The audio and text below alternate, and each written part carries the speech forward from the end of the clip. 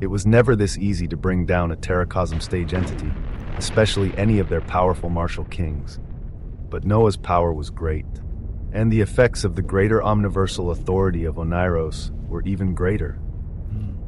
Noah looked at the frozen figure of the martial king that was no longer moving, waving his hand as this frozen Terracosm martial king disappeared into his infinite forge soon after.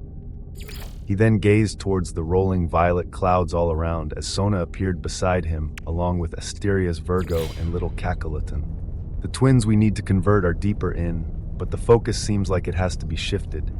This greater omniversal domain of Pompeii seems to be bigger than initially thought.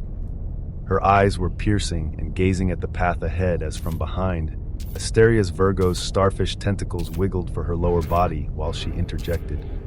I was going to say that the pillagers sent here are all like me or greater. The one who released this apocalyptic domain of Oneiros is known as a greater omniversal pillager. Their authority is boundlessly vast as they can easily control the influence of multiple powerful omniversal authorities. And they weren't the only ones from the Little Cone. I got a chance to observe. WA, enemies all around in a terrible domain. Enemies ahead and even more legions of the Imperium had to be coming from behind. And the greater omniversal domain of Pompeii itself seemed to hold big secrets. All of it just made Noah smile with a light of interest in what it could be as he made his choice. Let's delve into the depths of Pompeii and see what the fuss is the twins can come after. Sona nodded at his words as she brought her palms together and performed quick hand motion. The frozen path they were walking on, twisting and beginning to change its weavings as it pointed elsewhere. The most optimum path into the depths of the greater omniversal domain of Pompeii with the least amount of distractions. The glow of a greater omniversal authority burned in her eyes as with Noah in the lead, they continued. As if Noah didn't just pause briefly and decimate a few hundred Tilio stage entities and 2 Terracosm stage entities. Shah! They crossed deeper into the chaotic weavings of thousands of existential extremity authorities all around them, and tens of thousands more the deeper they went, as they didn't come across any Imperium legions or omniversal pillager. And after a few minutes, boom! Noah, who was at the forefront, smashed into and pierced some sort of a veil, the chaotic weavings of existential extremity authorities instantly ceasing in this region as they became more complex and stable. Space seemed to be a hue of silver-gray stellar light, mixed in with the violet taint of Oneiros, with fantastical pillars of silver brilliance spinning ahead of them in all directions as it seemed like a gauntlet. Mangled bodies of Teleos and Terracosm, stage omniversal pillagers could be seen in the region outside and inside these countless spinning silver pillars of light, some of them seeming drenched in blood. Uniquely, the bodies of all mangled omniversal pillagers had taken on a hue of ash silver, as they seemed to almost be similar to stone, as if they were eventually petrified. Noah and Sona appeared in such a space as the quintessential codex of extremity, gathered the weavings of the details in the surroundings, which along with Noah's own distinction as the weaver, allowed for unique prompts to rise before his eyes. You have left the outer domain of Pompeii and entered the inner domain of Pompeii. With every passing nanosecond, the omniversal weavings of an unknown influence will force any form of existence to undergo existential petrification. Chapter 3072, Pompeii, a fourth. As Noah made his entry into the depths of a unique domain filled with dangers, weavings somewhat relating to him continued to unfold elsewhere. In another region of the Omniverse, within the bounds of Cappadocia that used to belong to Martial King Riperio, auroras of blue and gold flowed as at this moment the weavings of the Imperium had to continue. Even a pristine existential domain like this could not remain without a leader, as with war breaking out, most of the renowned martial kings were delegated to join it one after another. Those who could be spared were not the strongest nor highest quality of martial kings. At this moment in time, deep within Cappadocia, within the mines of Cappadocia, the figures of a dozen entities were roaming around while gazing at the stellar progress of mining all around them. At the forefront was a chubby man who looked at the stellar rising crimson and blue mountains holding dense resources, a weak golden light of terracosm shining around his body as he looked at the countless workers still mining all across these mountains. A smile covered his lips as he spoke. They continue to mine as if this was the purpose of their whole life, not even knowing of another war that has just started. The chubby Martial King spoke as the golden robes around him fluttered. The Teleos stage knights of Cappadocia, who were showing him the land he temporarily ruled over, only gazing at each other with wry smiles as they waited to continue. But at this time, the brows of the newly selected Martial King of Cappadocia rose as in the distance. He saw a cluster of prisoners sitting at the base of a blue mountain doing nothing. Even more so, they seemed to be lounging around while staring around freely, one of them even gazing up at them with wild disrespect. Such a scene caused the chubby Martial King to squint his eyes as he began to float down towards this mountain. Where is the warden for this region? Why are prisoners lounging around freely as if they own the palace? The words deserved an answer as the Teleos stage knights of Cappadocia gazed at the unique scene with slight confusion as one replied. Some wardens had to be recalled and moved out to the war, Martial King Adnus, but there should still be wardens covering the vast mines of Cappadocia. This was what the Knight of Cappadocia wanted to say. But when his will gazed around, he came to a stark realization that he actually couldn't see any of the wardens of the mines of Cappadocia. What was this? Amidst the confusion, their figures arrived at the bottom of the mountain shining with cerulean light, crystalline materials strewn out all around them, as Martial King Adonis held his nose in contempt while speaking out towards the ragtag group of prisoners just lounging around. You utter wastes of existence. Think it's okay to just lounge around? Do you truly think you can keep your status as prisoners unless you do work? His words were sharp as they were directed to all prisoners here, but especially so towards an old-looking man who was sitting down at the very center of this group. His dark hair was sprawled out behind his back messily as his dark eyes seemed disoriented. Martial King Adonis gazing at him with distaste, as this was a captured dragon knight of the Sanctum Populi. He was a really high tier one at that, as if his dominium wasn't sealed. One would be able to see a powerful glow of gold to signify terracosm, and yet here he was, simply as a prisoner to mine within Cappadocia. The figure of this old man seemed tired and defeated as Adonis came towards him while his intent echoed out. A new ruler has now descended in Cappadocia after your people ambushed the great Martial King Reperial. Things will no longer remain the same here. The output of these mines will be increased as you all. His will gazed around all the prisoners here with distaste as he was speaking when... He blinked as his gaze became locked onto the figure of a silver white-haired woman with shocking grace and beauty amongst all the prisoners here. She looked tired. She looked apathetic. But her beauty... why the hell were you put in the mines? Hey, bring this one to my chambers. With a face like that and a sealed dominium, I can use her for many nights before she is broken. He spoke while pointing to the visage of none other than the jailed Basilius Anain. As she was stripped of her position as a Basilius by Martial King Reperial, she was currently just Anain. She gazed up at the eyes filled with a light of lust that had locked onto her as she shook her head as if she were looking at a bug. And Martial King Adonis saw this as, "You!" He began walking towards her with a sense of cruelty in his eyes, but all of a sudden, something unbelievable occurred. Squelch! From his back, a hand pierced through and came out of his chest.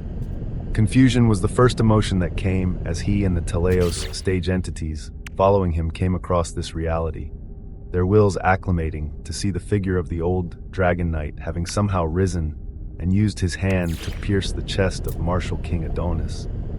The weakness from this entity had long since faded as he looked straight into the eyes of the turning Adonis, who now became incredulous. Your sealed dominium. They should have no power. Their dominiums should be sealed. So what? There are always exceptions, my dirty friend. Thanks for coming down, though. It's about time for me to leave and begin expanding out there. Wah! The voice coming out of the old man was a unique one. It felt young as at this moment, tendrils of blue light burned brightly in the eyes of the old dragon knight, the will of the great usurper, Noah Eckert, burning brightly as tendrils of his weavings went towards the replacement ruler of the vast existential domain of Cappadocia. Chapter 3073, Pompeii 5. Freedom outside of the existential minds of Cappadocia. Martial King Adonis held eyes radiating blue tendrils of light as he looked out at the expanse of planes of existence and countless domains around him. The will and controller of his dominium, currently being someone else entirely, as all of his records, extremes, and existence were under someone else's control. All were under the control of the great usurper.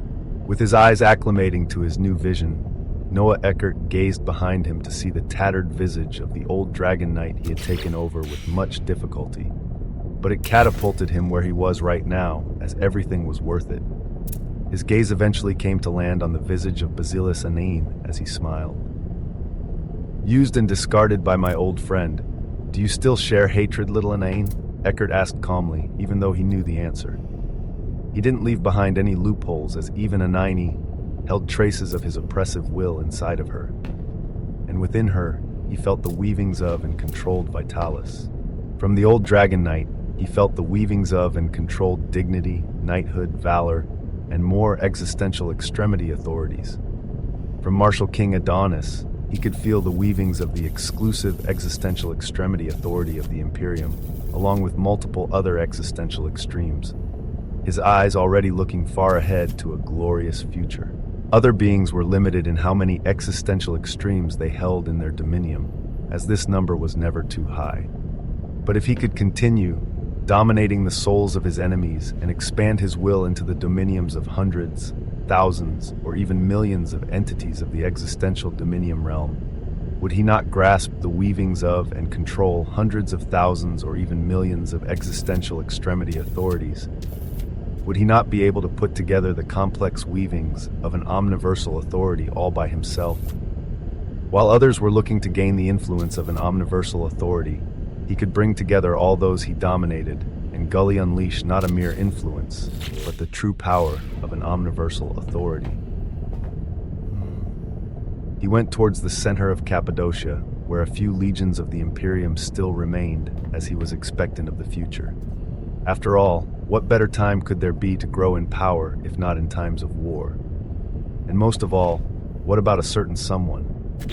The weavings of a certain entity circled within his mind as he gazed back briefly past the boundaries of Cappadocia towards the unknown. He wondered, how far ahead are you, Osmont? A competitive spirit still welled up inside of him. There were many things to be done if he wanted to stand a chance. First of all, little sister Europa, it is time for you all to make your return. Way! From the depths of his existential system, those he cared deeply for were waiting to come out this whole time. Entry into the inner domain of Pompeii. This restricted space showed a great deal of events occurring as the omniversal pillagers who had been seeking entry deeper in had a great deal of casualties here. The spilling pillars of ash-silver light rotated like stanchions of celestial light, covering everything from top to bottom and stretching out on all sides without end.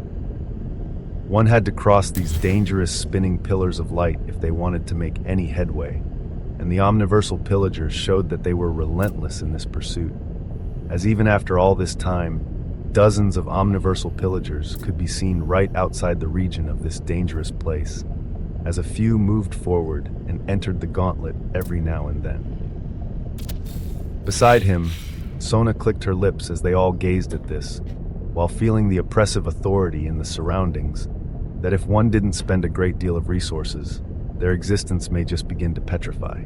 The deeper one goes in, the more concentrated the wonders of the seed of a greater omniversal authority are. But I didn't expect it to be such a bloodbath. Her words echoed out as Noah agreed with them, gazing ahead as he sent his own weavings out. This was the name of this domain. It was also the distinction of the seed of the omniversal authority that was budding here. He wanted to know, why were the omniversal pillagers doing everything in their power trying to get behind these dangerous spinning stanchions of light? Just what lay behind all this danger that even those above Terracosm would wish to get their hands on it? Show me. He spoke out with a booming voice as causality began to twist and distort. There were possibilities of realities where he would make it past these spinning stanchions of light. What would he find once he did so? Whom? His Invictus Dominium wings buzzed as in front of him. A singular, massive, illusory screen of light arose. It pulled the gazes of everyone here as on this screen, the endless spinning stanchions of light were shown, and then bypassed, through trenches of danger and wonder. And what was shown to lie behind the stanchions of light? Past the judgment pillars of Pompeii, the sacred natal omniversal sea formed naturally by the omniverse during the birth of an omniversal authority can be accessed. Within the sacred natal omniversal sea, profound effects can be experienced by those who would normally not have access to it. Some of these effects have been deduced on the weavings of the greater omniversal authority of Aethia. Woo! A glow of purple and blue shone with Noah at the center as the illusory screen began to show a tantalizing silver sea.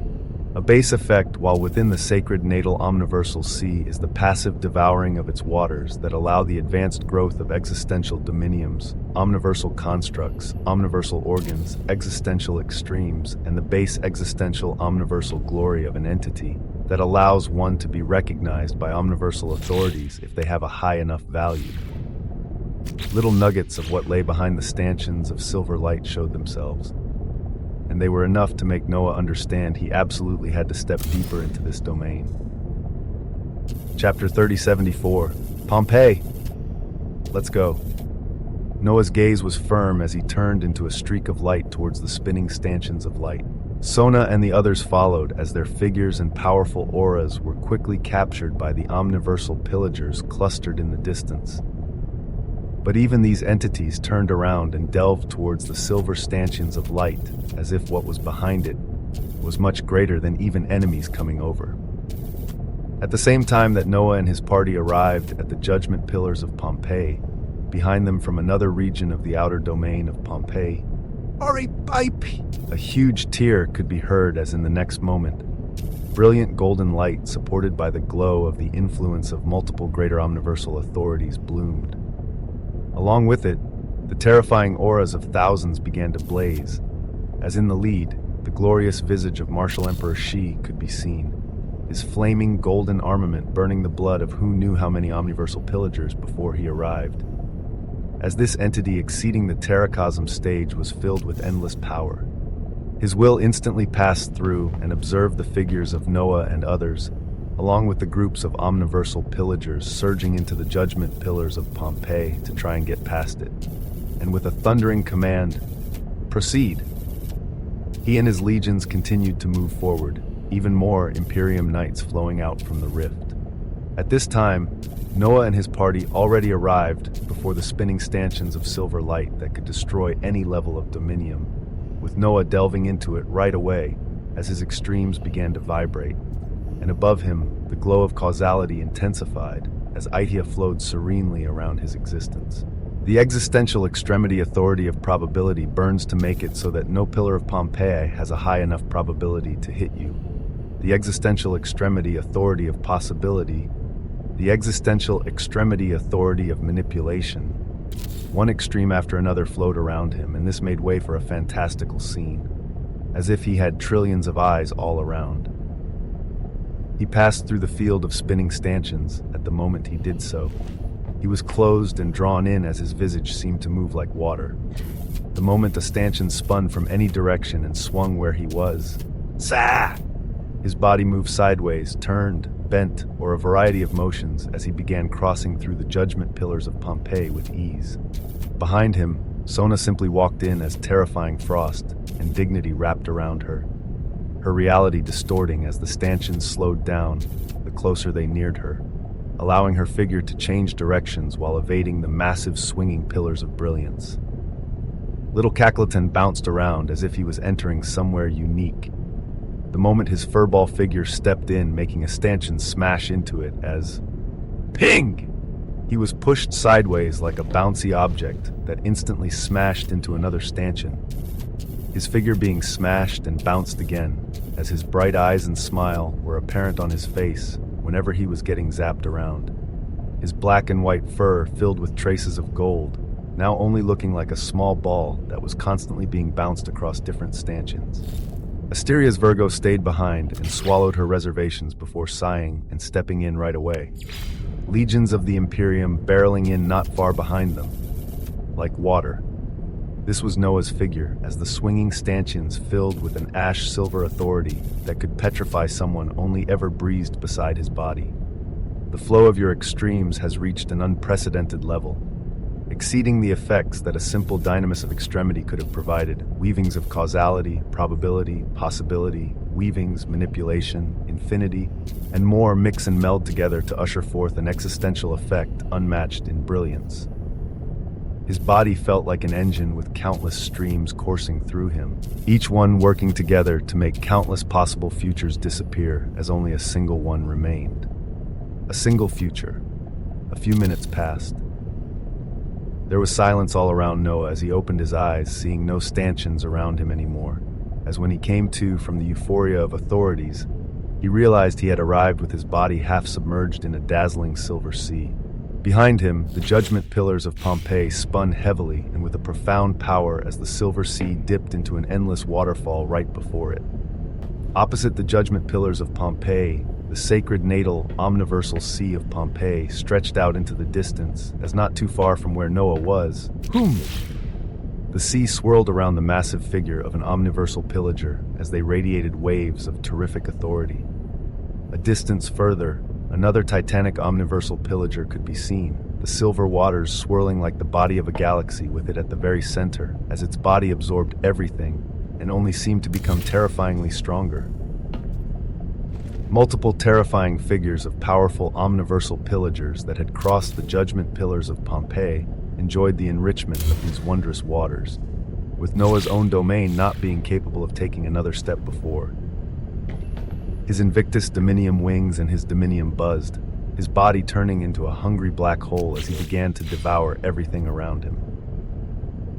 Even before the unique natal omniversal source of authority flowed into him, his extremes already cheered. His existence was already buzzing, and when it arrived, it was akin to a drug, as one of the most phenomenal things this sacred natal omniversal sea of Pompeii granted was the expansion of one's existential omniversal glory. Noah already had a high level of such a value when comparing him even to terracosm stage entities. And now that he stepped into such a place, boom, utmost brilliance and majesty unfolded. Far, far away from the source of the Imperium or any of the sources belonging to the Sanctus Popule. Far from any sources belonging to the omniversal pillagers. In a region filled with immense and endless darkness. Weavings of the greater omniversal authority of Diorkness swirled heavily, its millions of existential extremity authorities twisting in complex ways that formed into a unique greater omniversal domain of Diorkness. In such a place, a unique existence woke up at this moment and raised its body. Worm-like in nature, extremely small, tenebrous in color as truly, it seemed like a small black worm. The moment it awoke, it let out a miserable wail as if its very existence was a painful thing. This wail being so uniquely heavy and piercing that a nearby tendril of the greater omniversal authority of Diorkness shot out to smash into this small worm as if telling it to shut up. But from the small tendril of Diorkness that contained a few thousand weavings existential extremity authorities, a light even darker than Diorkness itself flashed as this tendril disappeared the moment it came in contact with the small worm. Woo! And the small black worm raised its head as if it were hurt, its wail becoming angry and more pronounced as its small body glowed. The blazing weavings of the existential extremity authorities contained in a tendril right before this briefly shone within its body. And then a moment later, whap! As if it cloned itself, another similarly sized black worm appeared, and another, and another. They propagated rapidly until 27 small black worms appeared. They held no aura or sense of power, looking at each other with curiosity.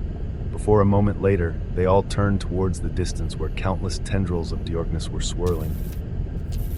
And their wail was heard as these small black worms flashed at a shocking speed, instantly appearing in front of these complex weavings of millions of existential extremity authorities as shockingly, poof! The weavings were disrupted before disappearing, seemingly devoured by the small black worms. Thereafter, chaotic weavings began to unfold as a silent roar of Diorkness was heard, but it didn't seem to matter to the small black worms. As if this greater omniversal authority meant nothing to them whatsoever. Chapter 3075, Pompeii, the 7th. Little tiny black worms, unknown in origin and nature, with a single one seemingly appearing not that long ago.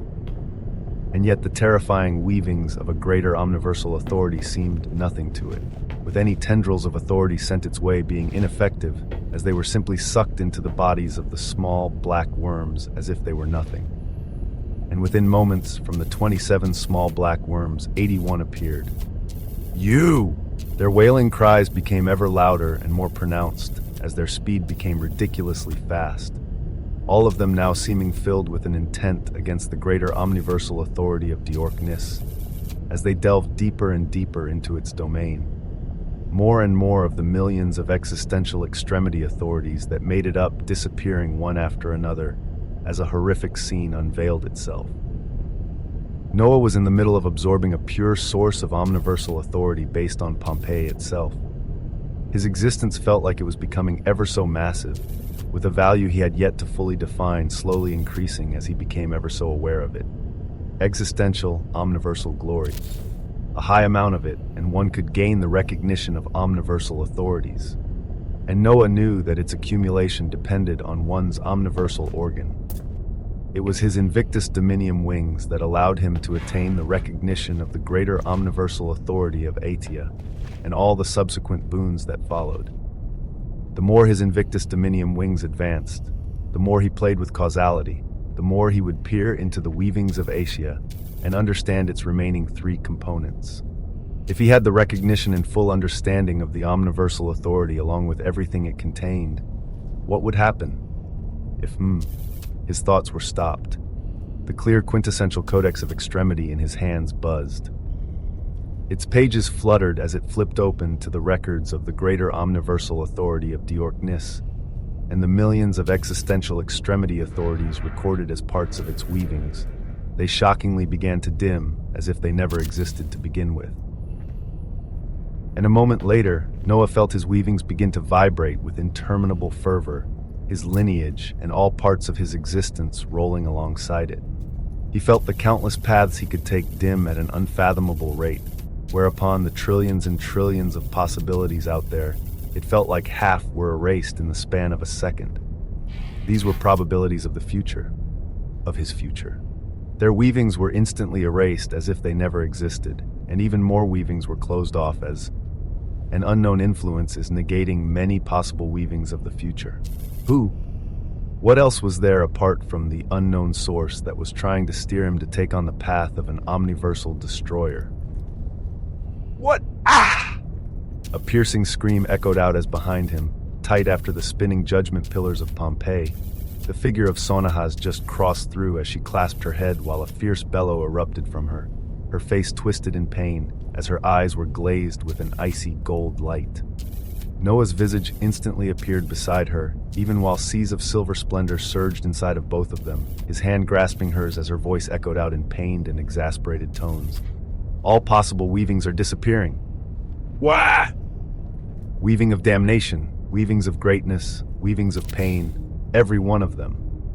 Her voice was pained, as if she didn't understand. She had seen the weavings of damnation as with Noah. More possibilities opened, as she even discovered the workings of what was to come. They had a clear enemy, an unknown source that may not even be capable of moving by itself.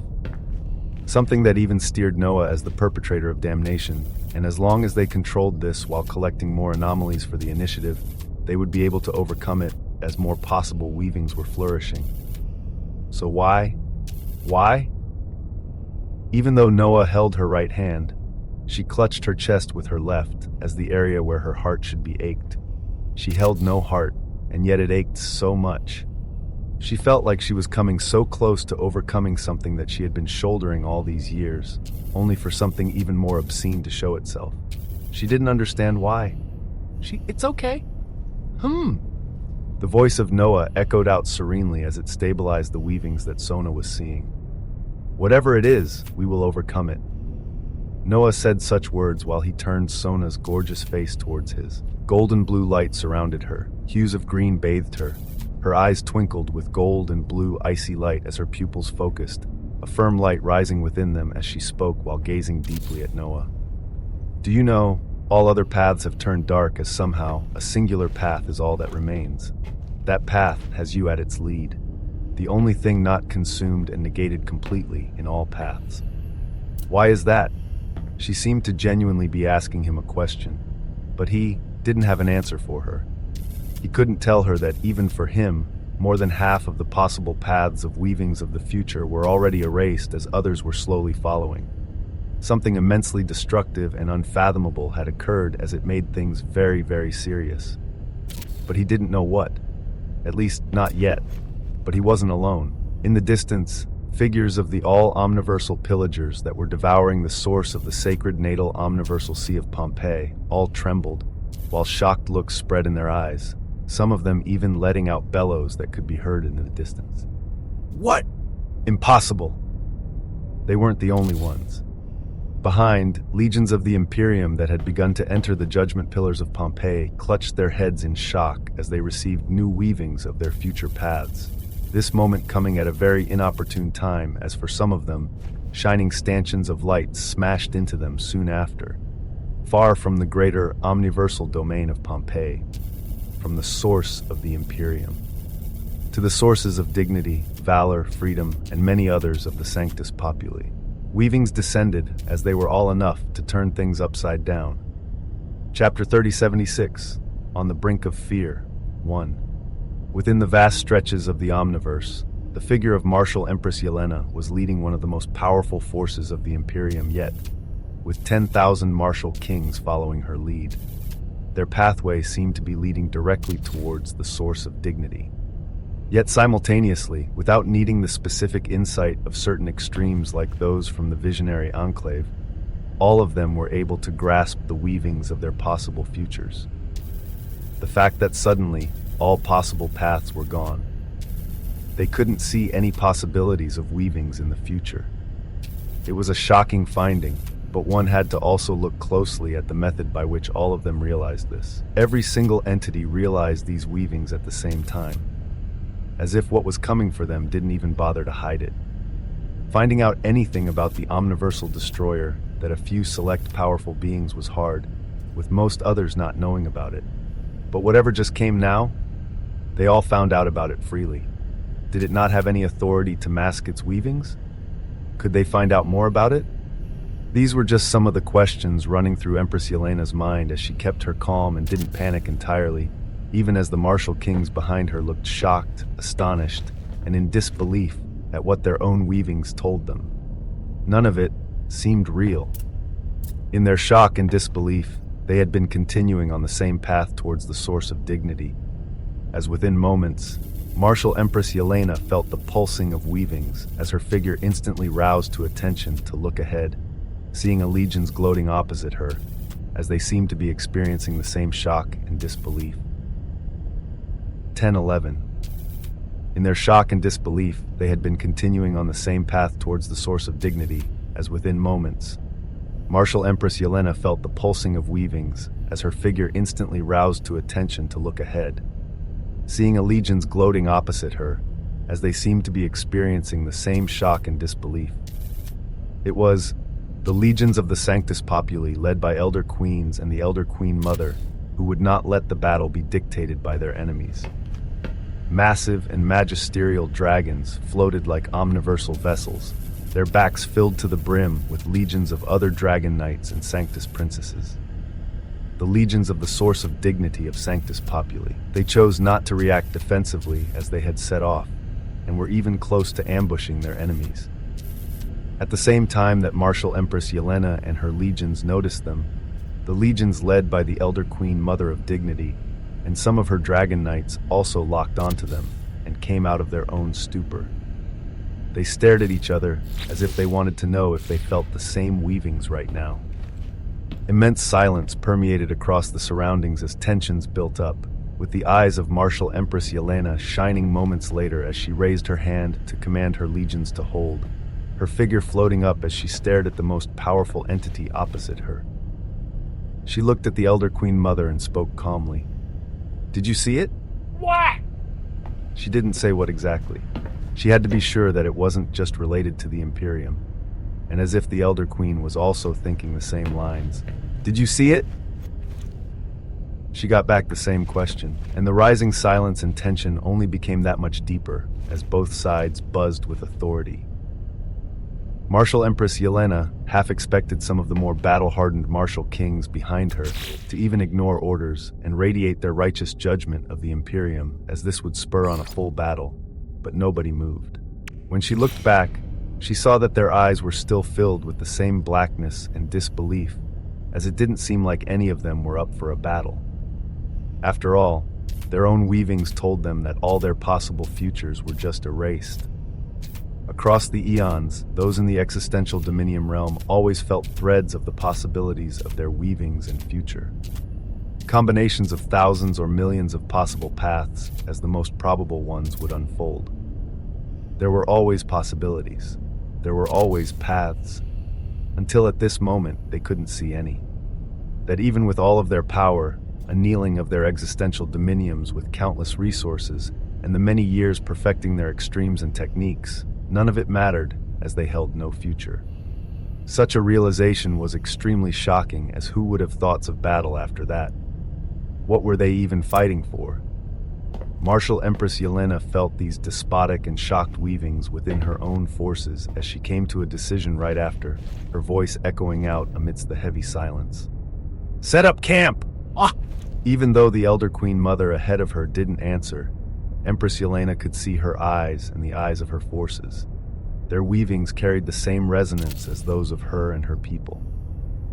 So she released the command that was followed by her legions in a dazed fashion, a golden bastion of light erupting underneath them as the hazy golden light of the exclusive existential extremity authority of the Imperium began to blaze around this region. Ahead of her, the Elder Queen Mother seemed to have spoken similar words as the many dragons retreated into a calm and coiling formation, with her figure actually floating forward while surrounded by 2 dragon knights. Martial Empress Yelena did the same as 2 martial kings covered her left and right, and she moved forward to meet the Elder Queen Mother of one of the domains of the Sanctus Populi. They should have been battling by now, with both sides suffering major losses, but their priorities were just greatly changed. The leaders of the 2 legions appeared at the center point between their forces as Martial Empress Yelena gazed at the Elder Queen Mother of Dignity and her Dragon Knight, her intent echoing out.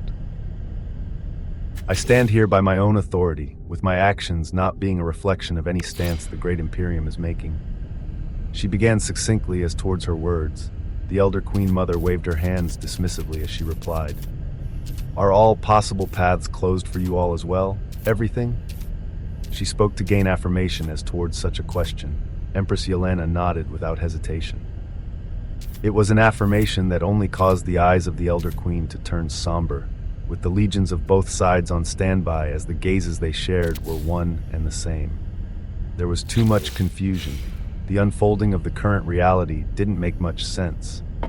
So Martial Empress Yelena came to a decision as she spoke calmly to the Elder Queen Mother. I will send word to the Imperium Exarchs for dialogue to be opened between our sides to try and understand, respond, and resolve the absence of future possibilities we are all experiencing. Chapter 3077, On the Brink of Fear. 2. She spoke such drastic words as she could see it. She didn't even turn around to look at her own forces with her eyes, as her will had already noticed this same emotion in all eyes here. On the battle-hardened martial king and others.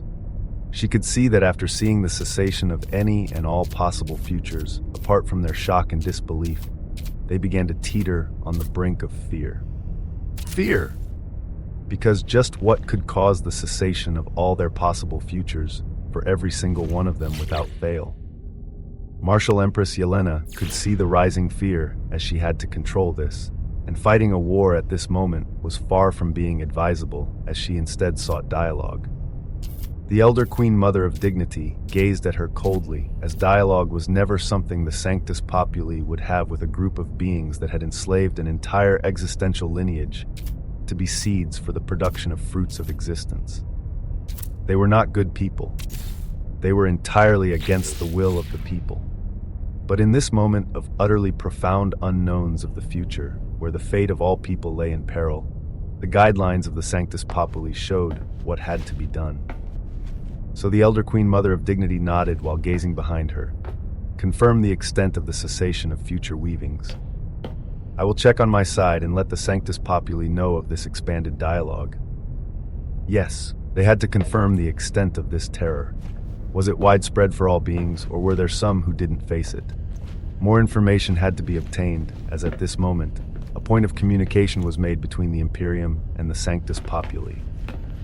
Around this same time, within the farthest reaches of the Omniverse, absent of light and any brilliance, a low howl could be heard amidst a powerful wail that seemed like a cacophony of sounds at this moment. The dazzling weavings of the greater omniversal authority of Diorkness, made up of millions of existential extremity authorities, had dwindled to absolutely nothing as at this moment, a massive tenebrous worm sucked in the last weavings that made up this complex authority. Around it, tens of thousands of wriggling black worms could be seen, such a reality expressing a sickening feeling as each one seemed to be emitting wails once more. The biggest worm that had just finished devouring the last shreds of Diorkness looked around with more cognizance, all the other worms having split from it as at this moment, even it let out a wail as it felt a sensation flooding back into it. It didn't like this sensation. The others didn't like this sensation, so they wailed. But when they were eating up tendrils of that authority, tendrils of existential extremity authorities, they didn't feel that horrid sensation.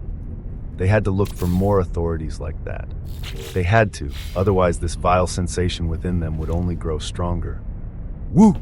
The wails became louder and louder as on the body of the largest tenebrous worm, segments of it wriggled before soon enough they turned towards a certain direction. It couldn't see anything. It couldn't sense anything. The only thing it had was the vile feeling within it as it turned towards what it believed would have the cure, a direction where more of those authorities would be. And then, boom! It shot out at speeds that cracked the surrounding omniverse as behind it, throngs of wriggling worms also turned towards its direction and followed. In the sacred natal omniversal sea of Pompeii, Noah supported the figure of Sona that was still looking at him with complex emotions as his gaze was drawn towards nothing else but the quintessential codex of extremity. Because on its pages, where the records of the greater omniversal authority of Diorkness used to lie, the millions of existential extremity authorities that made it were all grayed out. Not a single one was missed. Not a single one remained. All of them were dim as if they never existed, and the big distinction of Diorkness was also gray with weavings of the end. Noah stared at this scene with stern eyes as, of course, he connected the disappearance of an entire greater omniversal authority to the same thing that was causing the cessation of possible futures for Sona and all others. There was something out there devouring greater omniversal authorities, as this same thing was the cause of the end of weavings for many entities. What was it? Its power? Was it exceeding the terracosm stage or even beyond that? Was whom? He was taken out of his thoughts as he came to observe the quintessential codex of extremity, buzzing, transparent tendrils of light wrapping around it, specifically on the pages holding the records of the devoured and deleted greater omniversal authority of Diorkness. Along with these transparent tendrils of light, intents flowed toward Noah in a shocking fashion as they formed into prompts. You hold the last remnants and records of the weavings of the greater omniversal authority of Diorkness. The balanced weavings of the omniverse are disrupted by the cessation of Diorkness as they seek to go towards equilibrium. Holding the last remaining records of the greater omniversal authority of Diorkness, you have gained the authority to spark the greater omniversal singularity seed of Diorkness under the right conditions. The conditions for the spark of the greater omniversal singularity seed of Diorkness are unknown.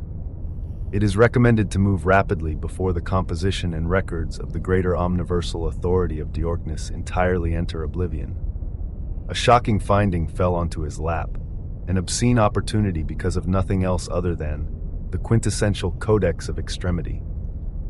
His entire existence began to think and try to grasp the weavings of this phenomenon, rapidly. Why he urged Sona behind him, the figures of little Calculatin and Asteria's Virgo appearing from the judgment pillars of Pompeii at this moment, and also stepping into the sacred natal omniversal sea of Pompeii, as truly they had to hurry. Too many things were rapidly changing as at this moment, Noah felt like he was on the clock while something utterly disastrous loomed in the distance. Chapter 3078, Chaos Theory 1. Time.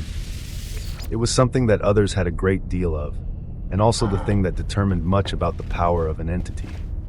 Those who had more time in existence generally had more power. Noah had not gone through a great deal of time, and yet he found himself always embroiled in the midst of things that occurred just as he was moving. The existential extremity authority of the protagonist ponders on why wars and apocalypses break out the moment of your arrival into a new dominium. Eons passed and went, and millions of years came. As of course, there were wars prior against the Imperium, Sanctus Populi, omniversal pillagers, and other defeated forces. But it seemed that the moment Noah arrived on the stage of the Omniverse, many more things were suddenly spurred on as he wasn't given time. Time to simply, and in a laid-back manner, explore, get stronger, farm fruits of existence, develop and understand millions of existential extremity authorities, and observe the continued growth of the infinite existential omniversal seed. If he was given a month or even a year with no conflict, given the rate of the production of fruits of existence by him and the infinite existential omniversal seed, he may just have grown strong enough to topple the strongest entities here. But no. Wars and apocalypses bloomed left and right as soon as he arrived, and in this manner, the progress of months or years could be obtained in a short period of time by burning and devouring the hard work of the enemies that threw themselves at him. The existential extremity authority of the protagonist affirms that this reality only further proves its distinction. Plot ponders on whether it has been directly influencing things without its knowledge. The weavings of the existential extremity authority of entropy make themselves prevalent. All of a sudden, Noah's visage began to leak out murky purple radiance that visibly stretched out around him. Entropy states that everywhere you go, chaos follows. Any sense of equilibrium is destroyed as events follow the most uncertain and chaotic outcomes. Countless lives are lost, whether through your hands or others. You are not a blessing to the order of any system, but a disruptor and instigator that always leads everything towards destruction. Noah's figure came to a stop. The brightness in his eyes pulsed as they stared at the prompts that had just risen before him, as if he were frozen. Around him, streams of the source of the sacred natal omniversal sea of Pompeii continued to flow into him, while the chaotic weavings of the purple, murky black light of entropy formed into a swirling storm around him that only grew stronger. You've destroyed worlds, realms, galaxies, universes, cosmos, entire realities and dimensions, planes of existence, and existential domains. You are a thorough bringer of chaos even if you are not conscious of it, with rivers of blood lying behind your throne too vast to grasp. The weavings were hard to read, but they held truth within them that was irrefutable, with many scenes crossing Noah's mind as the memories of countless entities he had devoured rose to the surface of his mind. Noah? Beside him, the visage of Sona was pushed away as she called out with worry, seeing a shocking annealing of the chaotic purple-black brilliance of entropy around him, only get more intense as the silver waters around them seemed to be getting rapidly devoured by it, the existential light around it only becoming more intense. The weavings of chaos have attained existential extremity authority. The weavings of destruction have attained existential extremity authority. The weavings of the villain have attained existential extremity authority. The weavings of apocalypse have attained existential extremity authority. Concepts rose and swirled around Noah with such shocking intensity as he remained frozen and gazing forward, reflecting on all the things he had done so far, as the weavings of entropy only became stronger. You are a chaos attractor that subtly conducts actions that lead to even greater unfolding chaos, plunging entire systems into wars for your benefit. The weavings of entropy applaud your grand calculations. From the moment of the destruction of the vitalist and vacuous existential domains, you've continued conducting a series of chaotic events that ultimately led one of the major forces of the Omniverse to seek you out. And on the guise of defense, you unleashed enough chaos to kill the martial kings that acted as the spark to a war. You purposefully released false weavings of an omniversal destroyer to the countless masses seeking you, further pulling on them to come seek you, where thereafter they would become more fuel to the endless bloody river of your ascension. And Entropy applauds you with the highest honors and lets you know that you have unveiled weavings of profound chaos across the Omniverse, spreading across it in such a potent fashion that now it is capable of collecting the product of your achievements. Noah was silent. His figure sat down on the submerged silver waters that were getting devoured by him endlessly as he looked ahead. Who was he? Someone who simply moved to destroy and plunder? Just to elevate himself up, he destroyed everything else? Entropy is gathering the products of your chaotic and disordered achievements and begins enacting a seed of an omniversal authority over it. The dark purple light of chaos became a shockingly deep hue. It began to form into the shape of a pillar of light that shot upwards, up past the inner domain of Pompeii, into the vast Omniverse. Your widespread chaos has affected enough of the weavings of the Omniverse to allow for enough natal omniversal source to be gathered and utilized for the formation of an omniversal singularity seed. Above him, the pillar of murky dark purple light only became more and more brilliant as the heads of many entities rose and came to gaze in this direction. Sona's eyes were cloudy as she was bathed in a brilliant icy light while trying to reach Noah to no avail. His figure currently seeming filled with countless thoughts and weavings as he looked up, unfathomable weavings of chaos exploding outwards as it seemed they were only just getting started. Chapter 3079, Chaos Theory 2. He looked up. He was looking up, and yet it seemed as if he couldn't see the endless skies. All he could see were the dark pulsing waves of entropy that crashed down all around him. When did he begin to think the way he currently thought? When did his reality distort in such a way that he could kill millions of entities, shatter entire worlds, realms, universes, cosmos, and entire realities and planes of existence as if it were nothing?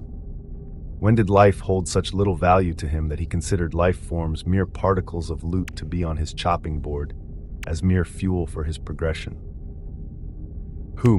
The chaos around him only became more intense as above. A dazzling point of singularity began to form. Alongside it, the prompts of the weavings of entropy that seemed to have been building up authority ever since it became existential continued. With a construct that requires the devouring of all things as fuel for its own growth, entropy applauds you for the chaos it causes. Devouring and plundering every aspect of existence it appears in, your construct contains boundless hunger and greed for life that will never be satiated. Its apathy undoubtedly greater than even yours with how voracious its hunger is. Your actions appear random or simply following the progression of events with you reacting to external stimuli. An entity attacks you and you defend yourself and kill them.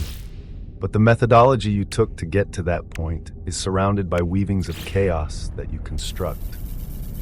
Within the apparent randomness and disorder of the realities, planes of existence, and omniverse you are currently in, there seem to be many fractals and interconnectedness of weavings that all lead to your cataclysmic benefits. Small and insignificant actions you take initially seem to cause a butterfly effect that propagates to create numerous diverging outcomes and possibilities, causing an unfolding of deterministic chaos everywhere you go. You express annoyance in any new domain you go to if ever the unfolding weavings lead to a sort of cataclysmic apocalypses, all without taking hold of weaving that is partly true and partly false. A weaving you know of deep within you, past any unknown sources or anything else that may try to influence you. The reality that for your own benefit and power, you subtly conduct chaos and lead every domain of reality you enter toward an apocalypse. Noah's will silently buzzed. He looked at the weavings of entropy as he had no reply. Boom! Above him, the blooming singularity began to pull in weavings of multiple existential extremity authorities. Noah, feeling entropy take center point as chaos, villain, destruction, and many others began to follow. As this occurred, the weavings of chaos seemed to resonate within his mind over and over again. He looked back over the path he had taken. He knew he was a selfish man and accepted this long ago. But for him to bring death and misery wherever he went, for him to be the bringer of apocalypse in every domain he went to, it was not something Noah could deny. Any domain he and the infinite existential omniversal seed entered, did he not devour everything about it until what it used to be was entirely erased?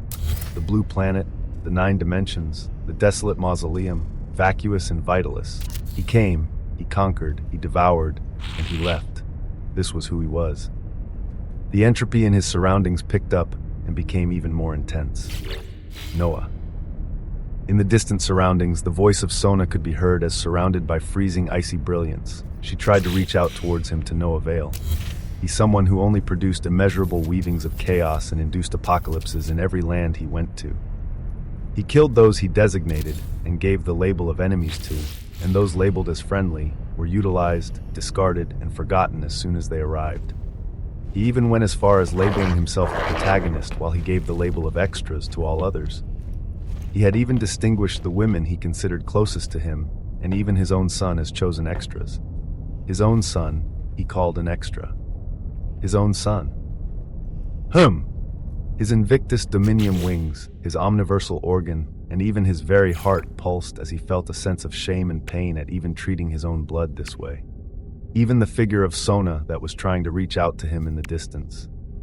Did he actually have any genuine feelings of attachment towards her? Or was he simply utilizing her for power and as a tool for dual cultivation? From her side, she looked towards him for answers and for hope. Where not too long ago, she had even asked him why every single path of hers was now shattered and destroyed, as the only possible path that showed life and possibility stemmed from following him. As someone she could rely on after so many years of a heavy burden, some genuine feelings for him may have truly formed in her heart. But what about him? He didn't have an answer. He looked down at his hands that had taken countless actions and felt the beat of his heart, and he then felt his weavings that had made countless choices. They all felt so immensely heavy at this moment. But his mind remained resilient. He accepted it. He accepted the definition of entropy when it related to him as truly, he could not deny it. He did devour and kill. Every land he had entered so far had fallen and been devoured by him. His infinite existential omniversal seed was voracious and unending in its hunger. Yes, he was all of these things, but that wasn't it. This wasn't all that he was. Manodynamics rises in contention. Genesis rises in contention. The weavings of the hero rise in contention. The weavings of the protagonist rise in contention. The weavings of extremity stand firm with belief. The weavings of infinity and quintessence assert their own weavings. Amidst all the chaos, you are the one to save countless more lives and rebuild and restructure what would have been lost. Were you to not exist, the system of existence would lose a tremendous overall benefit. Chapter 3080, Chaos Theory 3. The current reality was a profound one as it felt like everything else faded, Noah's eyes dimming and shining ever so often as if clarity came and went. In the distance, the figure of Sona felt a sense of frustration as she couldn't reach Noah no matter what she tried, and she could see a sense of distance developing that caused her heart to ache. What was going on? Far from her, the martial Emperor Shi of the Imperium arrived with his legions, as they also bathed in the majesty of the sacred natal omniversal sea of Pompeii, with the eyes of this being and his legions carefully locked onto Noah's figure and the omniversal pillagers in the distance. They could sense something profound happening to Noah's figure in the distance. But the benefits of the sacred natal omniversal sea of Pompeii were equally profound and important to them after the cessation of the weavings of their futures that they just experienced. So Noah's weavings were undisturbed. Even if others sought to disturb him, it was hard to say whether they would succeed. So the reality around him continued to unfold. A storm of murky purple entropy seethed around his figure with profound chaos, and yet within this chaos, one could see patterns. One could see repetitions. It was controlled. It was determined chaos. And at this moment, Noah's other weavings arose, almost as if they were in opposition to at least the assertions that entropy had been making. They stated that were it not for his existence, the domains of existence he had passed through would not be better off, that his existence generated a net benefit regardless of the actions he conducted. Were he to not exist within the vitalis and vacuous existential domains, nobody would have risen against the legacies of Al-Abalam and Ignatius. They would have continued to live as slaves for the eons to come, with anyone forming an existential extremity authority being erased by the monitoring dicastes, but eventually, More's apocalypsis would have not been initiated. It wouldn't have led to Noah eating up Vitalis and Vacuous with everything else becoming destroyed. But because he appeared, he eventually brought an apocalypse, as in the process, whether it was his intention or not, he saved countless lives from being enslaved for eons to come, which in turn became the spark for his conflict with the Imperium. And now, here he was, destroying legacies, decimating martial kings that had lived for eons. All of it had a net benefit? Quintessence asserts that the mere premise that were you to not exist, a net benefit would be lost is a false and faulty premise. You do exist, you deserve to exist. There can be no hypotheticals under the banner of quintessence, as the path you have taken so far has been one where you remain true to yourself, your fable being a reflection of what you have done. WAA, the intent of quintessence reverberated as Noah pondered on them. Existence and non-existence. There could be no hypotheticals and uncertainties when it came to him, as if it was so, he had to control them. At such a moment, Noah felt the eruption of multiple concepts now emanating the majesty of existential extremity authority. Paradox, uncertainty, fables. Brilliance shone within him and around him as at this moment, mana dynamics gushed out with endless waves of mana all around him. The purple storm around him became tinted with a deep cerulean hue as another grand intent boomed out. Reality is never simply black and white. You do not destroy or create anything. You merely act as a conduit to transform. It felt like the very concept of time came to a halt. Noah's figure seated on the silver sacred natal omniversal sea of Pompeii gazed out before him as his eyes were innumerably bright. Who he was. This was a question that may never truly be answered, but the intents of his concepts had shed some light today. But at the end of the day, they were his concepts, and he was himself. He gazed up towards the dazzling purple singularity that was whipping everything into ordered chaos and entropy as he raised his hand and pinched. And an instant later, this blooming singularity of a seed appeared in his hands as he stared at it calmly. He stared at entropy. The scene before him changed as he truly came to stare at the weavings of entropy, finding himself in a sea of chaotic purple brilliance, as at its center stood the figure of a single man. It was an image of himself. It held a smile at this moment as Noah stared coldly at it, being thankful for the push to understand himself more, but at the same time, if you ever do something like that again, I will erase you entirely. Why? His gaze was calm as he uttered these words. The figure of himself, the manifestation of entropy, nodded with a smile as it sat down amidst the chaos it orchestrated. He was himself, and his concepts were only a part of him. They did not control him, nor could they steer him towards a route of only chaos and disorder that entropy just tried to go towards in order to achieve its paramount extreme. After this warning, Noah blinked as this scene disappeared, his vision returning to the silver sea around him while he grasped onto the singularity of an utterly pristine seed. He came to understand himself a little more as both sides presented by his weavings held some truths, and he accepted them. He thought of many things as he knew what he had to change. So the first thing was, you do not create or destroy anything, but you do act as a conduit to transform all lands you arrive in. Entropy was gathering concepts of disorder and chaos alone into the seed before him, but Noah controlled it at this moment to insert mana dynamics, quintessence, infinity, and many others. He did so with intent and purpose to change as the greater omniversal authority of entropia is coming to fruition from your own distinct design. Chapter 3081, Chaos Theory 4, Entropia. Derived from the weavings of entropy at its base, but taking on a somewhat different meaning. Noah felt waves of the natal omniversal source initially gathered by entropy, with all the chaos Noah had already spread across the omniverse. this essence concealing into the omniversal singularity seed as it began to gain an identity. To transform, this is the meaning of entropia, transformation. He didn't destroy his homeworld, but he merely transformed it and assimilated it into the infinite existential omniversal seed.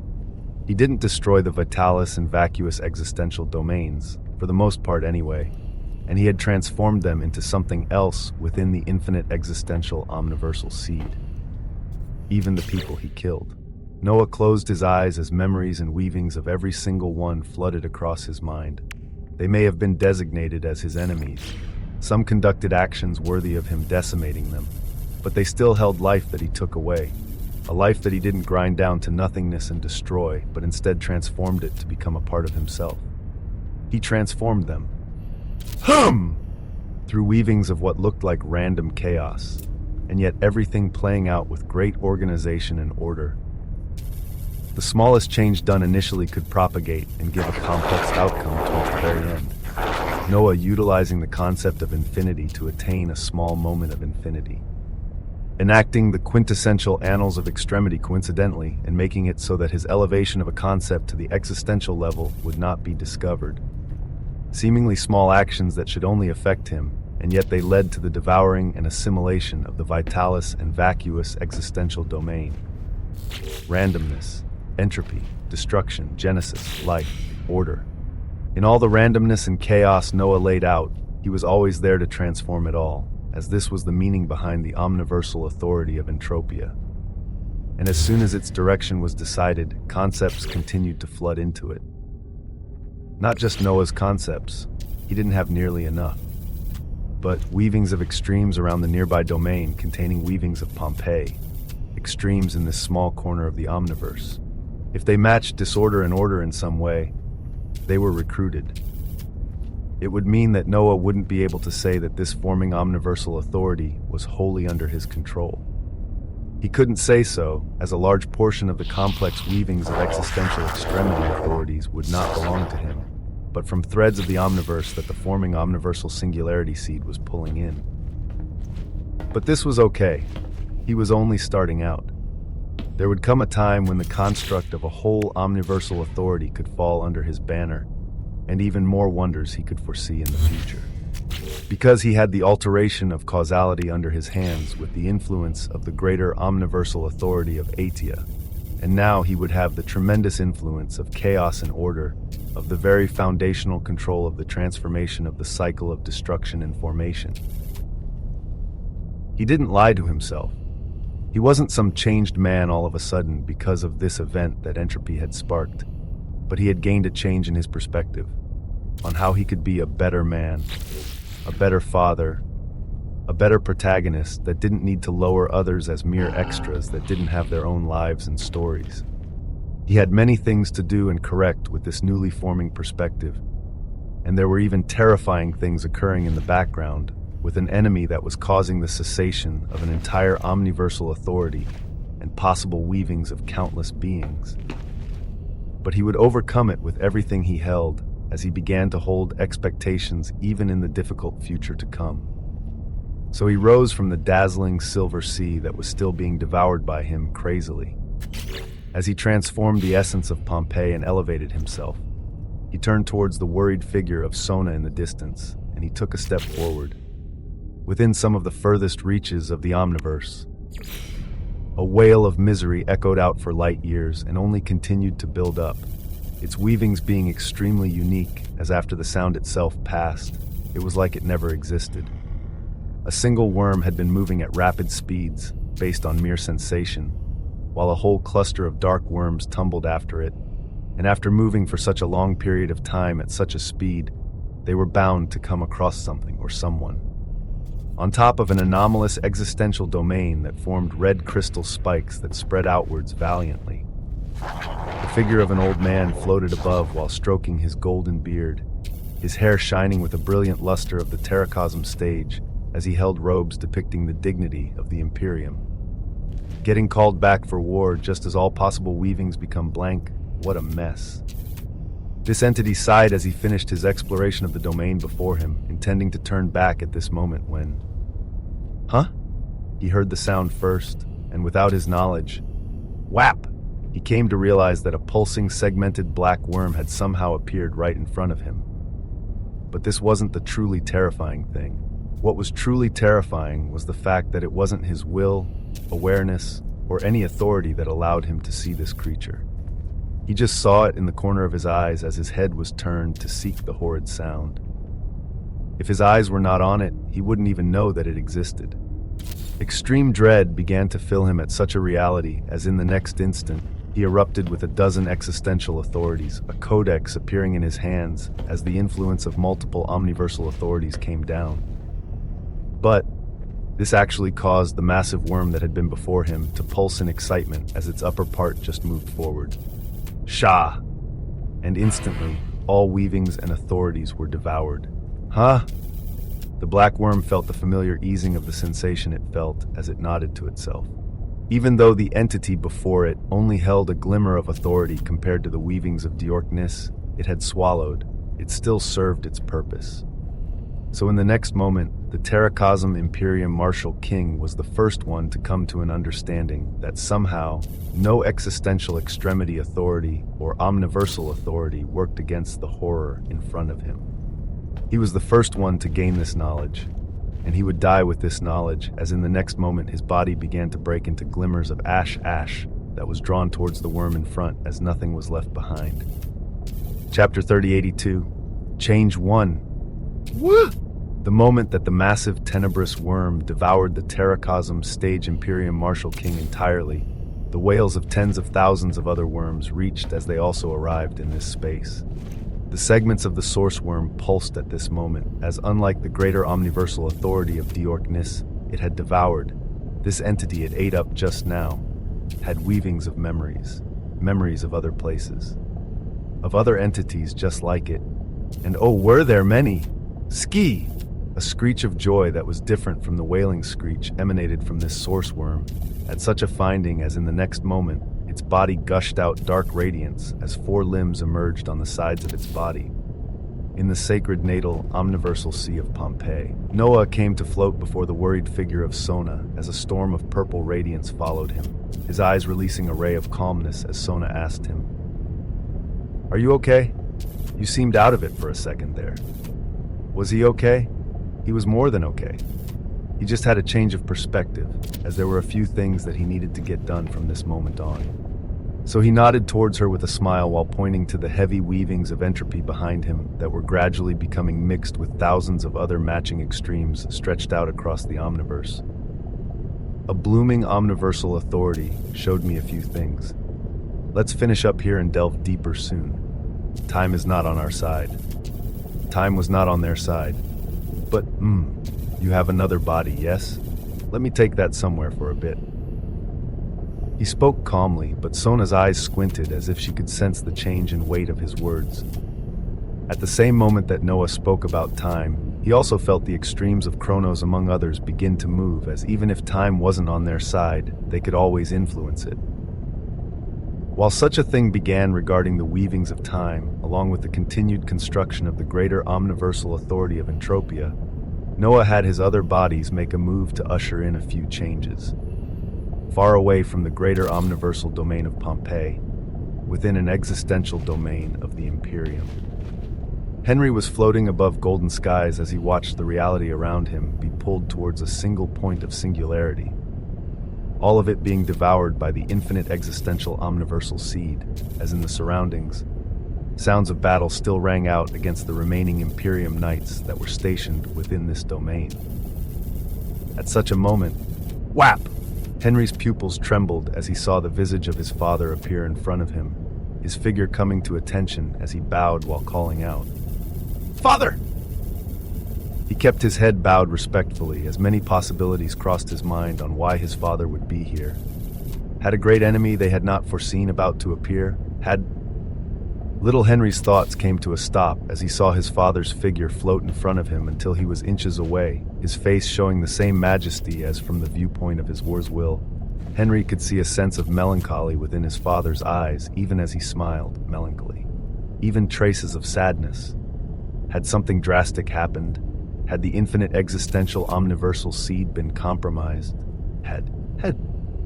As he was raising his head, His thoughts truly had to come to a halt as his father opened his arms and embraced him. A simple embrace, a simple hug. But even this caused Henry's mind to buzz as he couldn't fathom what was going on. As for Noah, his mind was filled with his own thoughts as he felt a sense of sadness at the reality that his own son had to bow to him and not gaze up just because of his glory. Even the embrace he put him in right now, when was the last time that he even held his son close? When did he not impose a heavy and unbearable pressure on his own son for him to improve and be just a fraction as powerful as he was? He couldn't remember. So he embraced his son as at this moment, little Henry was so shocked that he didn't even know what to say. "I am sorry, my son, for any heavy expectations I placed on you, for any pressure you felt in the months you came to be. I am sorry." At such words, little Henry truly began to panic as he wondered just how bad things were. Was the erasure of many possible paths he and the others had felt this massive of an issue? Was an apocalypse that even they couldn't escape coming? He couldn't help but feel the warm embrace of his father as his intent asked lightly, "Has something happened, Father? No matter what it is, nothing has happened. We just need to take a pause amidst all the chaos and control things at our own pace. Come on." With a smile, Noah looked at his son while a rift opened up beside him, beckoning for him to go in as Henry gave a glance at the domain being devoured before he listened to his father and stepped into the rift. After reality distorted and stabilized, Henry found himself in one of the more unique locations of the infinite existential omniversal seed, a farm. Stretches of fields holding multicolored trees budding, fruits of existence could be seen, while a ranch rearing domesticated winged animals with the lineage of dragons and phoenixes could be seen grazing in the distance. Near an orchard of fruits of existence, little Henry finally came to as he saw the figure of his father embracing his grandmother, tears present on Amelia Osmont's face as she brushed Noah's vibrant hair while laughing lightly. "What's gotten into you now?" Her words were those filled with the love of a mother towards her son, as Noah only smiled while shaking his head at her, his intent ringing out at this moment as he looked upwards. Isolate this domain and impose the weavings of time dilation fully. Take any concepts and extremes needed to achieve it. Chapter 3083, Change 2. Weavings of continuity and infinity began to rage. Weavings of Chronos began to buzz. Relativity shone brightly. Time bloomed with fluorescence. Amidst a time of great chaos and unknown dangers, the existential omniversal emperor sought to take a chunk of time out for those important to him that he had not really given enough time to. And he sought to take the span of a second or even an instant and stretch this to days or years for himself. The manipulation of time. If he could do it sufficiently enough without breaking all bounds of balance and control, the boost to his own power was also bound to be something that took the reins. But the initiator of all of this was his family. As the infinite existential omniversal seed began to churn, Noah waved his hands to adorn an apron as he looked at the ranch in the distance, the extremity of cooking rising around him as he spoke. "We used to microwave canned foods before, so let me cook something containing the lineage of dragons and phoenixes dipped into fruits of existence right now." Why was he doing everything he was doing? It was all for him and his loved ones. All for him to explore the very end of these wondrous realms of power and mana, with him progressing through the stages of power at great speeds to do so. Toppling entire realities and existential domains, he did it for himself and for them. And yet, just how much time did he spend with them? So here he was, spending time, and at the same moment, going to great lengths to stretch out and dilate this time. As he adorned a white apron with an infinity symbol, the space above him buzzed as purple-blue brilliance of the influence of the greater omniversal authority of Asia came down, causality becoming twisted and distorted as many prompts began to cascade down.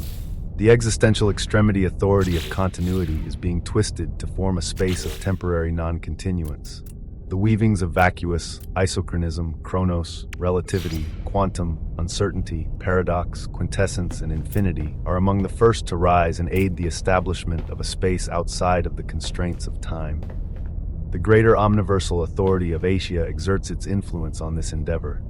Multiple concepts rose up first. And even more followed thereafter as Noah's dominium buzzed and his Invictus dominium wings became even more active.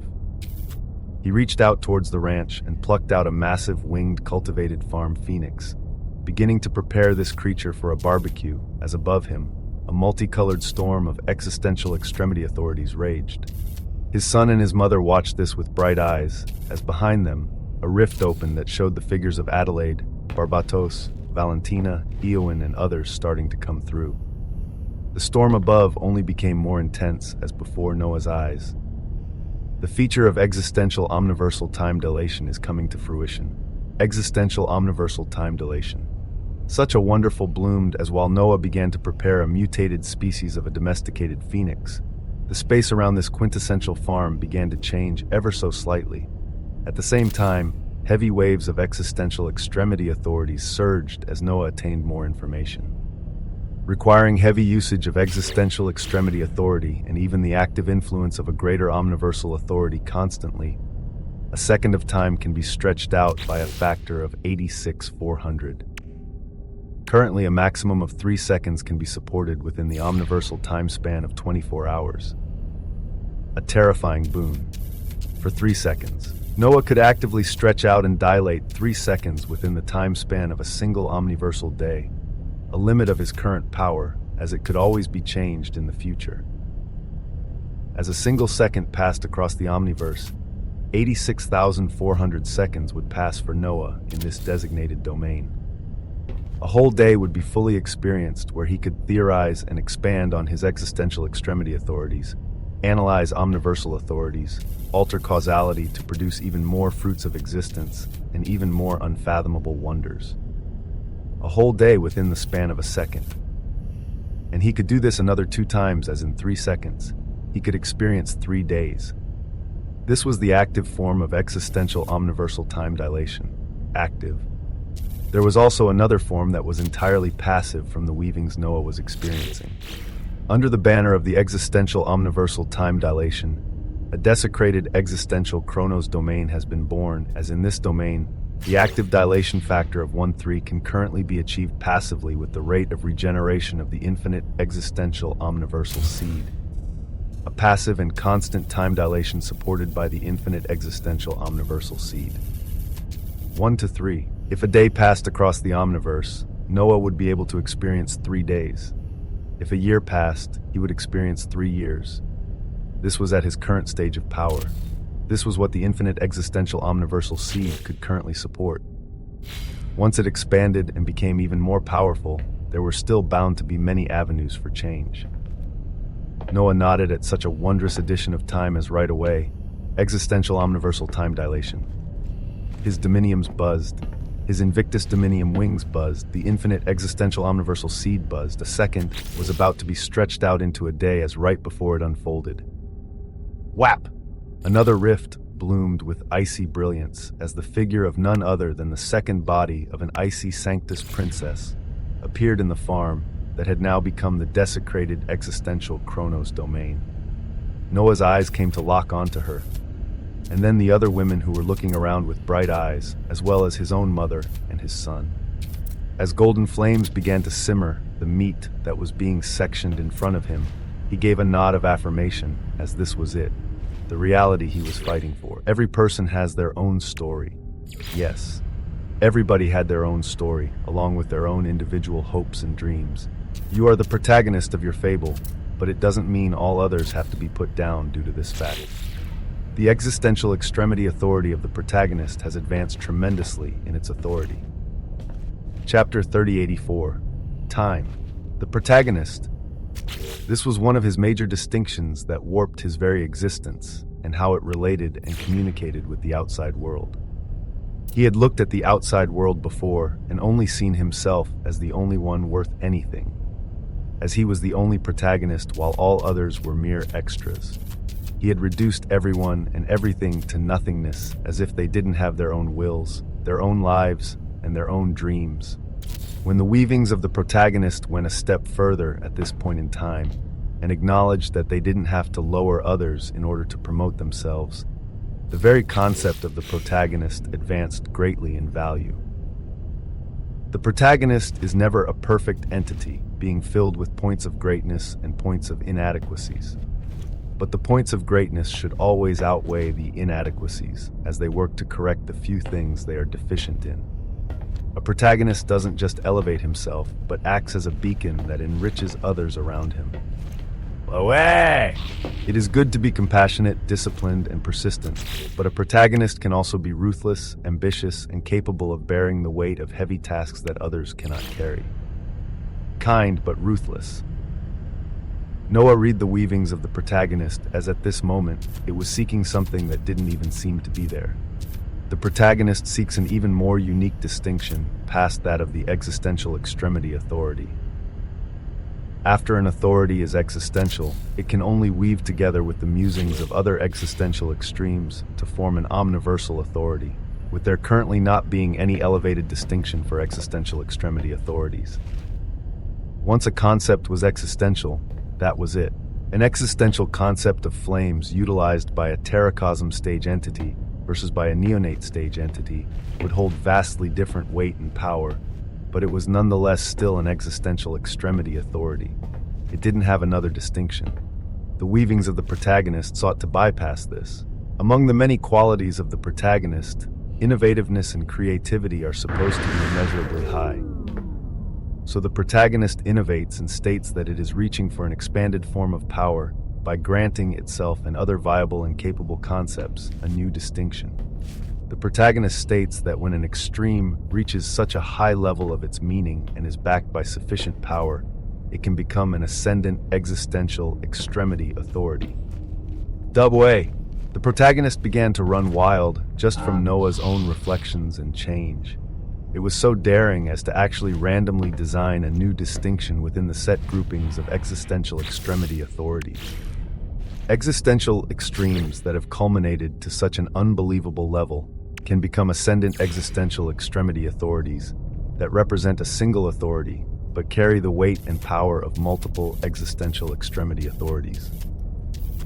The protagonist seeks to design this path of ascendant existential extremity authorities as a way to have a single extreme radiate the weavings of multiple extremes, whether it be thousands or tens of thousands, and thus allow the true possibility of that forming an omniversal authority entirely with your own bound extremes, fully without relying on natal existential extremity authority around you.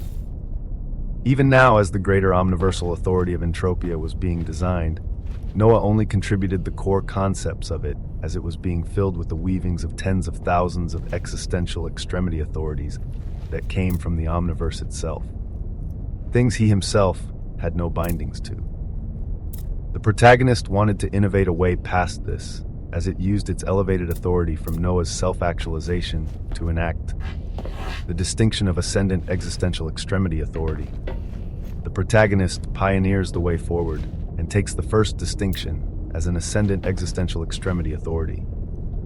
Innumerable tendrils of radiance erupted within Noah's existence. Within, he didn't explode with glorious waves of light outwardly, as he didn't want to show off like this before his own family anymore. To constantly bombard them with the brilliance of his changes, as what? So that they look at him in awe. So that he looks further and further out of reach for them, as some great being that was no longer human? No. He had done this so much to the extent that he could feel the emotions of those he considered his women. 2. He mixed as some even began to feel emotions of inadequacy, as if they didn't deserve to be with an entity like him. This was an error he didn't want to propagate, even if he was doing it unconsciously. Whether it was Adelaide all the way from when he was still roaming around worlds, or even Sona right now, who was a terracosm stage entity moving around the omniverse, he should never treat them in a way that would ever make them feel inadequate. He had to elevate not just their power, but also their self-worth and glory. As he thought of this, and as the weavings of the protagonist exploded with power within him, he stared at the figure of Sona that had appeared and was gazing around curiously, his intent weaving out. Sona, this is my mother, my son, and he gave a simple introduction, as the Sanctus Princess, who was an anomaly, was not shy, nodding towards everyone while teleporting before Amelia Osmont, taking her hands and kissing them respectfully while calling out, "Mother, Amelia Osmont nodded with a smile as Sona gazed around and continued. I was going to say that as great as it is to meet the family, we may not have time. But it seems you're playing around with the weavings of time itself. She could sense the altered flow of continuity in this region as she stood beside Noah's mother while gazing around at everyone else. At the head burning golden flames that had begun a barbecue, Noah gave a light nod while his own intent weaved out. I wanted to have a moment of time with what is most important amidst all the chaos, a moment to breathe, a moment of time. To buy this moment, a great deal of authority was utilized by Noah, as right now he had the next 3 days for continued growth. Chapter 3085, Time 2.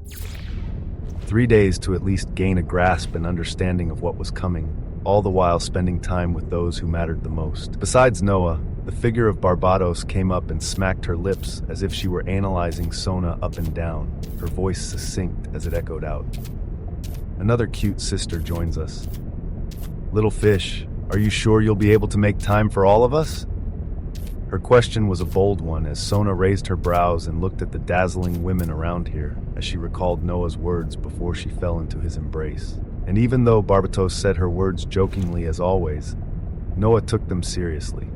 He even replied to her while increasing the flames simmering the barbecued phoenix floating before him.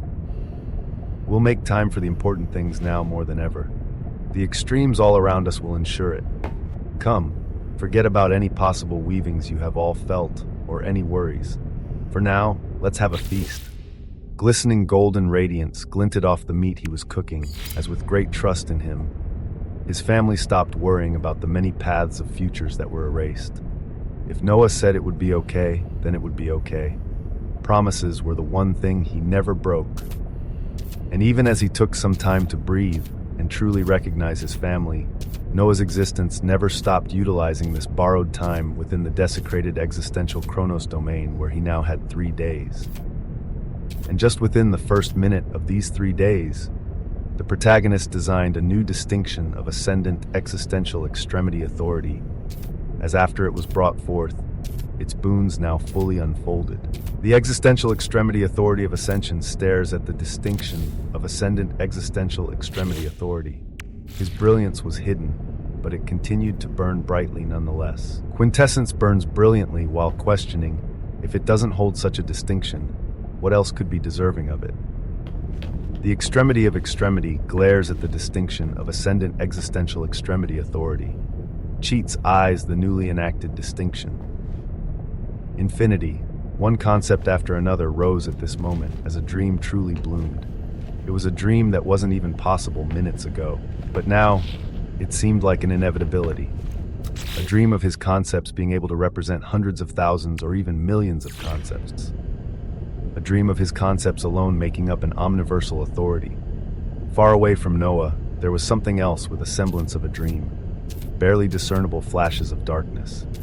This was all that they were, as the source worm was currently organizing all the knowledge of locations it had gained while beginning to go towards them. Behind it, the massive clusters of tenebrous worms wailing loudly followed ever closer, as if they were afraid of missing out on whatever meal should be waiting for them. But the omniverse was vast. Getting from one place to another was never straightforward, as in between, one would more often than not run into something else. And at this moment, whoa! The limbs that had sprouted on the body of the source worm wriggled like antennas as it sensed something nearby and turned in a certain direction. There it could sense a veiled domain hiding potent authorities within. It instantly warped to this location as behind it, swarms of worms followed suit. Inside of a certain nest at this moment, murky, verdant light swirled to form a poisonous grassland that was filled with thousands of omniversal pillagers waiting to move out. And at the very center of these murky, verdant grasslands, there was a massive tree shining with stellar brilliance where a terrifying omniversal pillager could be seen. Like all of those within this nest, it held a physiology most similar to that of a mantis. Limbs that seemed like sickles, sticking out like jagged blades in its front, as an aurora of verdant wings shone brightly behind it. A golden glow of terracosm could be seen as it gradually held traces of other colors. its power being so potent as this creature that had lived for eons was tipping past the peak of terracosm. It had two crimson eyes much too large for its head, as they shone with power and thought, with it currently thinking of the command it had received, as well as the complete cessation of weavings of its future. What did it all mean? What? Its crimson eyes blinked in incredulousness the next moment as it noticed the tenebrous form of a worm-like entity with 4 dark limbs. Noticed, with its own eyesight. There weren't any fluctuations of authority, nor did its dominion warn it of any danger, but in the next moment, squelch!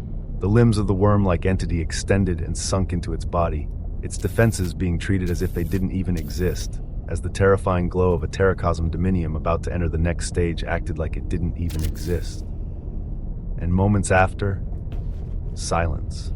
A terrifying silence that was then followed by a cacophony of wails. Woo! Only wails. The massive body of the mantis-like omniversal pillager cracked before becoming absorbed into the massive source worm, the physiology of this creature beginning to change as its limbs became sharp and blade-like, with even more of them protruding by its sides. Woo! The cacophony of wails continued as in this nest. There were no more signs of life or bright dominiums. The thousands of Teleos and Sequor stage omniversal pillagers, all decimated within a fraction of a second, as most didn't even know enemies had arrived right beside them before they perished. The bodies of the worms began to change and distort. The leading source worm grew even more blade-like limbs as behind it, tenebrous wings bloomed as terrifically. It now seemed like a worm-like centipede with dazzling wings of oblivion blazing brightly behind it. Whoa! It let out a screech as in the next moment, even the domain of the nest it was in began to distort and disappear, its wail carrying somber traces, as it also captured the weavings of movements of omniversal pillagers only in the memories of particularly powerful ones. Ones like the mantis it had just swallowed, that was about to step past terracosm. With its sharp blade-like limbs glinting with brilliance, it turned towards the other worms and screeched out, "Ski, ski!" Indiscernible screeches echoed out as in the next moment, the multiplying worms pulsed with acknowledgement. In the next moment, swarms of them split apart and began to rush out in different directions, as at this time, they began to divide and conquer. Chapter 3086, Time 3. Time. It was a concept utilized very differently depending on the person. Those with resources seemed to have an inordinate amount of time to do everything they wished, while those with no resources always felt like they had no time. The rich could buy and dilate time to their wishes, spending it doing things they loved, as a day, for them could have the same accomplishments of multiple days for others. The poor find themselves doing mundane tasks just to come up with enough resources to live and survive, as by the time the day ends, maybe they had a single hour or two for themselves. When it came to time, Noah was currently extravagantly rich. So rich that he had bought 3 days to use while only 3 seconds would pass for others. And in the desecrated existential Chronos domain right now, he was using this time to the fullest. He had a body surrounded by his family as he cooked a feast for them, allowing Sona and the other women who enriched his life to become familiar with each other. As the more social, Barbatos was asking questions on where Sona stemmed from. The energy of these 2 women being on the same wavelength as Sona followed with ease. She showed much greater care to Noah's mother, as while they talked, Noah called over little Henry to barbecue with him, the weavings he was utilizing to burn the golden flames being taught, as he would even cut a portion of the meat and show how it was still red inside, and for Henry to control the flames a bit more to thoroughly cook it while giving a succulent taste, where with every bite, quintessence would gush out. As Henry learned this, Noah smiled while he asked in a lowered tone, choosing to take a little bit more interest in his son's affairs. "I've never asked you before, but is there any girl you've been looking at?" His words felt foreign even to himself, as he would have never found himself saying them not too long ago, and his son even seemed embarrassed to hear them, as he could only turn around his head before he replied hesitantly. "Just a girl, living in the old region of Atlantis within the infinite existential omniversal seed. I didn't know if you'd approve, but I got a chance to know her when I went fishing with Uncle Kazuhiko and the Kraken. She doesn't know who I really am. The golden flames burning the meat nearly exploded as Noah looked in shock at his son. He had just said the question, but there was actually an answer? There was actually a girl in his son's life that he didn't know about, and his son even had fishing trips on Atlantis? He was connected to the infinite existential omniversal seed, as he could know everything that happened, and yet he didn't pay enough attention to even bother to know what his own son was doing. He burned the tinge of pain as he sighed and spoke seriously. Talk with her and bring her over soon. Be honest with who you are. It was a unique reality as the son of destiny felt like he was living in a whole new world as he nodded. At the same time, he couldn't help but smile as this new world didn't feel bad at all. A reality sectioned off in time. This was the laid-back reality that Noah was living in on this borrowed time. Actually talking with and doing things with his son. But that was only within this region of the desecrated existential Chronos domain. A few thousand miles away from where Noah and his family were, a transparent golden veil that blocked off sounds and the expression of authorities was enacted. Another one of Noah's dominium bodies stationed here as around him. Multicolored brilliance overflowed. But none more so than the dazzling murky purple radiance that represented the singularity of entropia, the radiance that he had taken from the sacred natal omniversal sea of Pompeii and brought here where he had 3 full days to work with. He still left his dominium soul within the sacred natal omniversal sea of Pompeii, along with Sona's other body as silver brilliance from the sea continued to gush into his body. But because it was being drawn into another one of his bodies within a space of dilated time, where he was absorbing and assimilating this authority at a ridiculously faster dilated pace. It made it so that Noah's pace of devouring the silver sea of Pompeii erupt by thousands of times. He turned into a black hole that nearly made the sea caved in, absorbing all of this pure natal authority to feed his own concepts. And boy did he need the authority to allow his concepts to grow, as at this moment, Protagonist was eating up a majority of this authority as it continued its mission to do something grand. The boons of the distinction of ascendant existential extremity authorities are becoming further defined. It was defining what this distinction would truly give, even as multiple of Noah's concepts were seeking to elevate themselves to this stage. They also devoured the remaining portion of the silver brilliance gushing in from multiple points, like endless waterfalls in this enclosed area where only Noah was in. An ascendant existential extremity authority has 3 phases of ascendancy, with the first phase making it equivalent to 10,000 existential extremity authorities, the second phase increasing this equivalency to 100,000, and the third phase making this equivalency 1000000. Going towards the latter phases is dependent on the authority of the extreme itself and what it has been able to accomplish. A clear definition was given by the weavings of the protagonist on exactly what it meant to hold the distinction of an ascendant existential extremity authority. But this was only part of the work of the protagonist as it continued. Ascendant existential extremity authorities gain a stele of ascension within your existential dominium, allowing this stele to act as an anchor that cultivates an ascendant existential extremity clone that can move outwardly and express its authority at no cost. Chapter 3087, Time 4. The second defined boon, after understanding the phases of ascendancy, was equally as terrifying. All this time, Noah could manifest the weavings of his existential extremity authorities, but they couldn't outwardly move around as they continued their actions within him. Now, an ascendant existential extremity authority would gain a stele of ascension that acted as an anchor, an ascendant existential extremity clone, stemming out of this at no cost. This was how much more powerful an ascendant existential extremity authority was. In addition to a stele of ascension forming in your existential dominium, another will also form in the infinite existential omniversal seed, as 2 anchors are provided for a single ascendant existential extremity authority. This allows for the reality that an ascendant existential extremity clone can never have its weavings disrupted or destroyed unless these 2 steles simultaneously shatter, where even if one shatters within your existential dominium from meeting an undeniably powerful force, The actual extremity clone will not be affected unless the still within the infinite existential omniversal seed is simultaneously destroyed.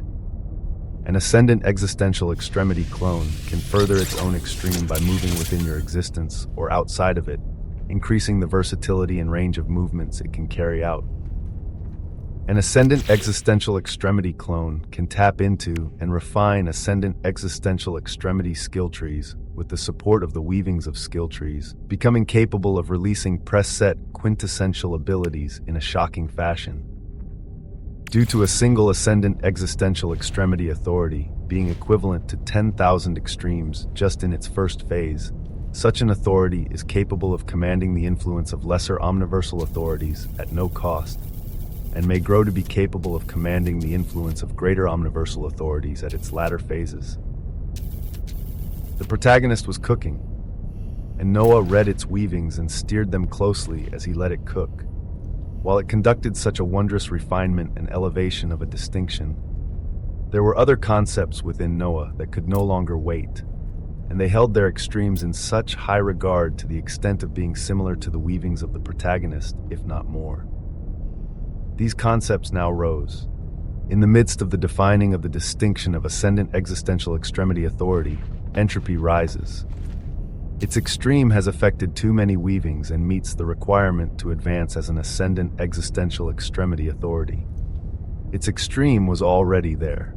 It just needed fuel, and even this was there as seas of silver brilliance flooded into entropy to bring to fruition the reality of. Entropy is the second authority to step into the distinction of the first phase of ascendant existential extremity authorities.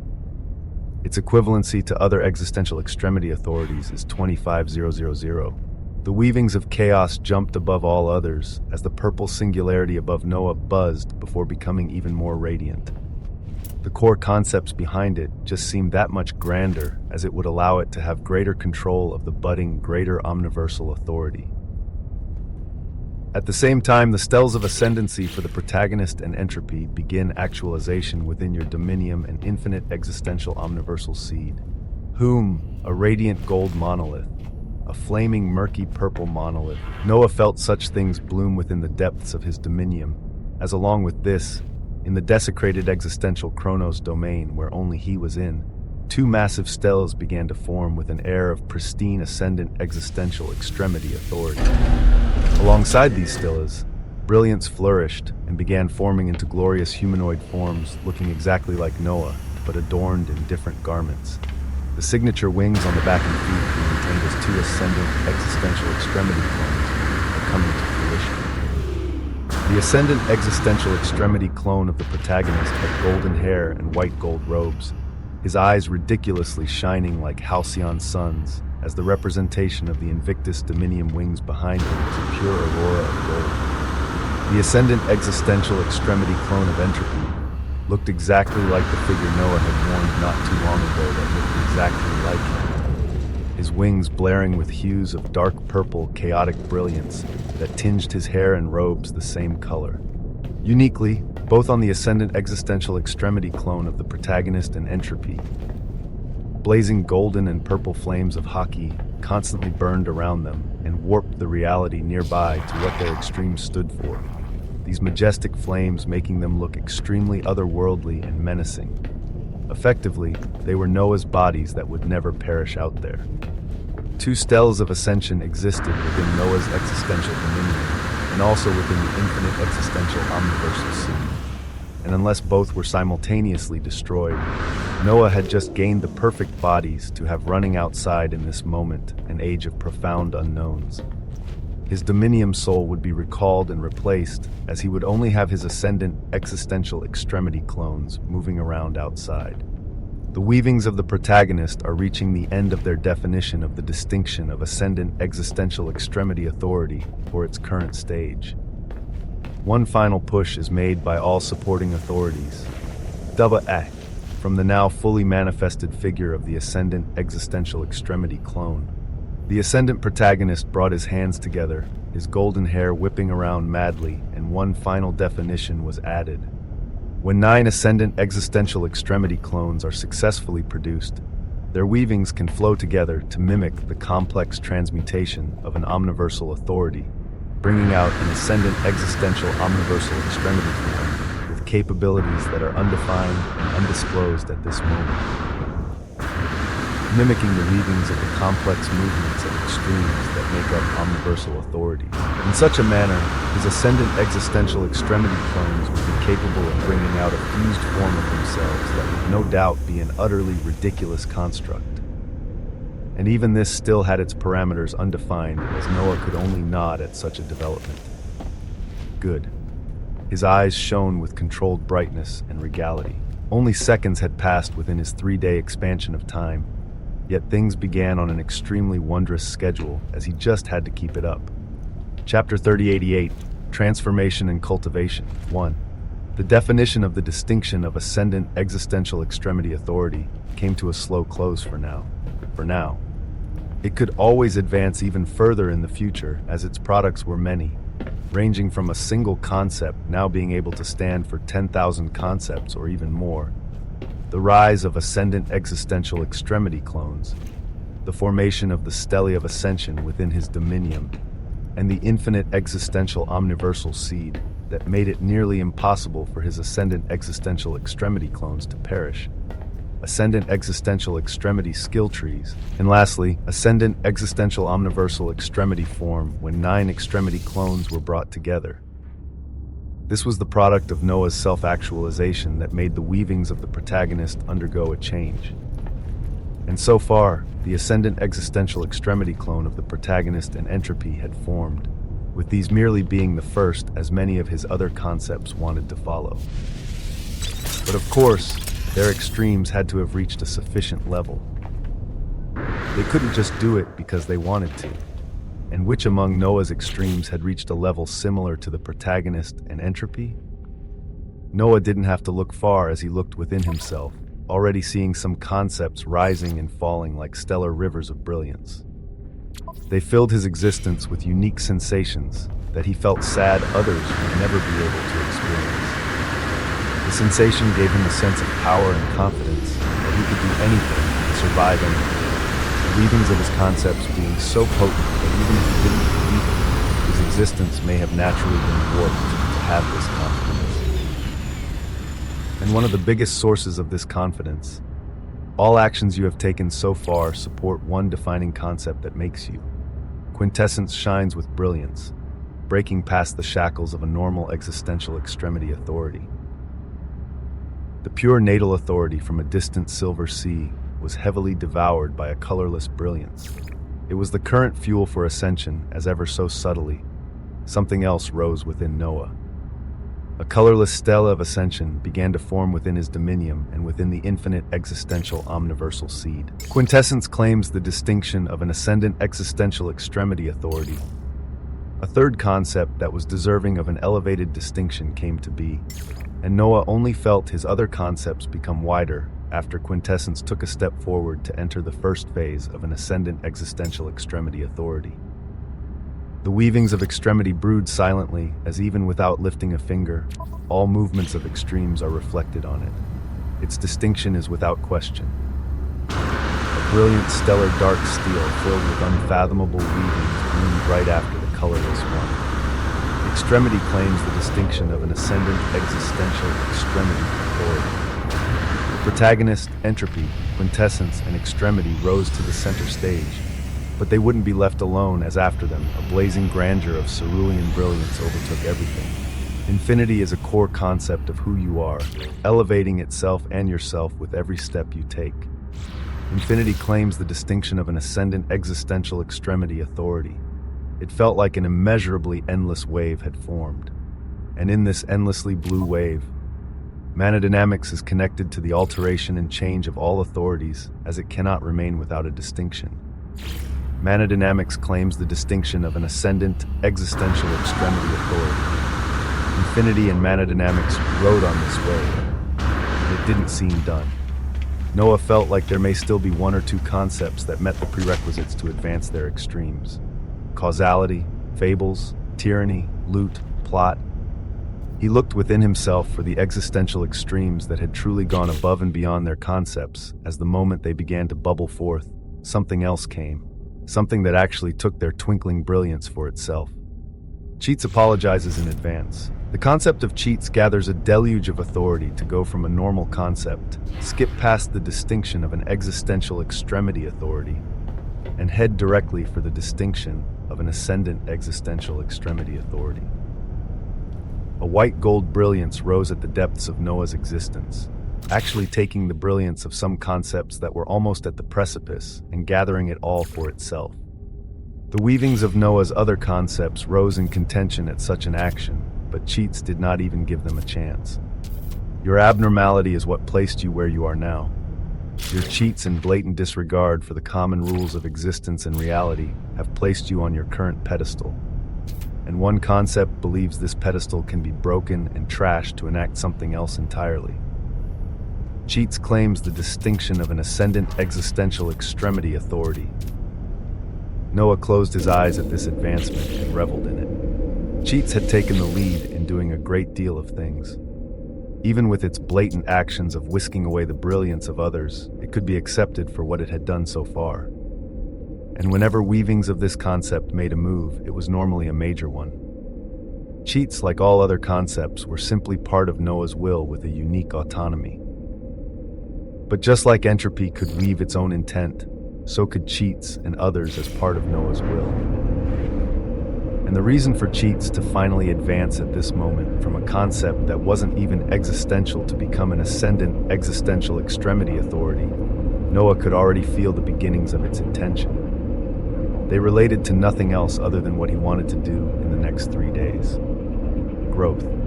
He wanted advancement that didn't depend on him destroying and butchering others, as if all of their existence was just somehow made for him to eat and destroy. His whole existence didn't have to revolve around constant murder and enemies. A grand stele of ascension forms within your dominium and infinite existential omniversal seed. The ascendant existential extremity clone of cheats is coming to fruition.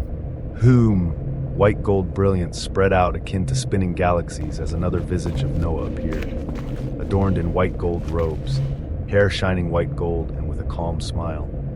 He looked towards Noah, and Noah looked at himself. Both were one as their weavings resonated, their thoughts singular as a single intent bloomed out.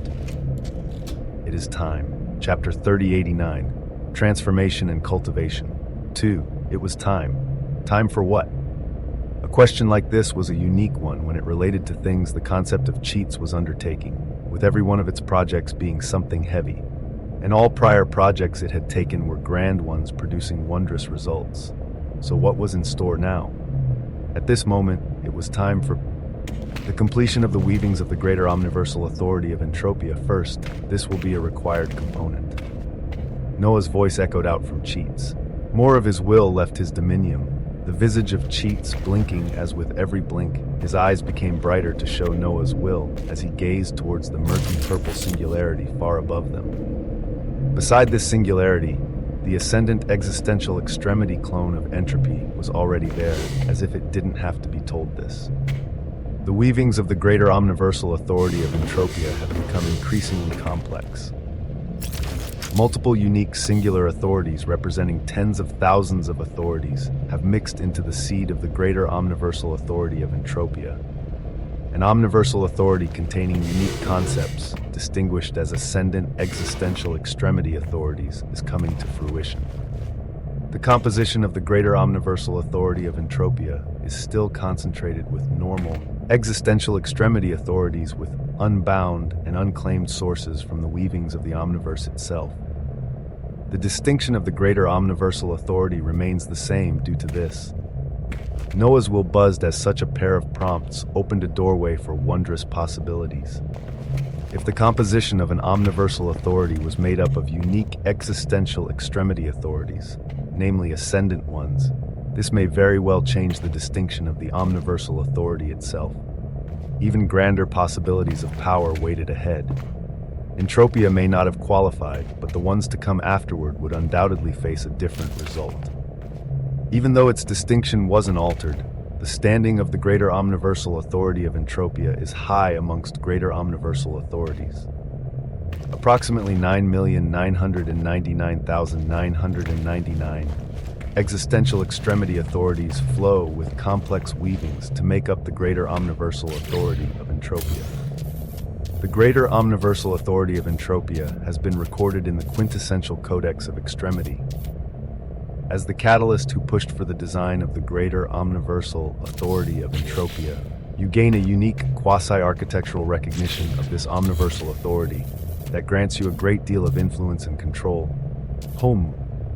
What was previously a singularity came together under hundreds of thousands of complex weavings, this singularity blooming and transforming into a massive pillar of murky purple brilliance, filled with mixtures of cerulean hues. Its color uniquely seemed similar to the omniversal authority of Atia, but it seemed to be different shades of purple and blue that at this moment actually remained stable above Noah. It never left. At the center of this blazing Greater Omniversal Authority, the Ascendant Existential Extremity clone had his arms spread out wide while laughing with booming bursts of chaos. Quasi-architectural recognition. Noah would have to unravel just what wonders such a distinction granted him as the moment this Greater Omniversal Authority of Entropia was formed. The Ascendant Existential Extremity Authority of Cheats pulls upon the influence of Entropia. A white gold figure made a move right away.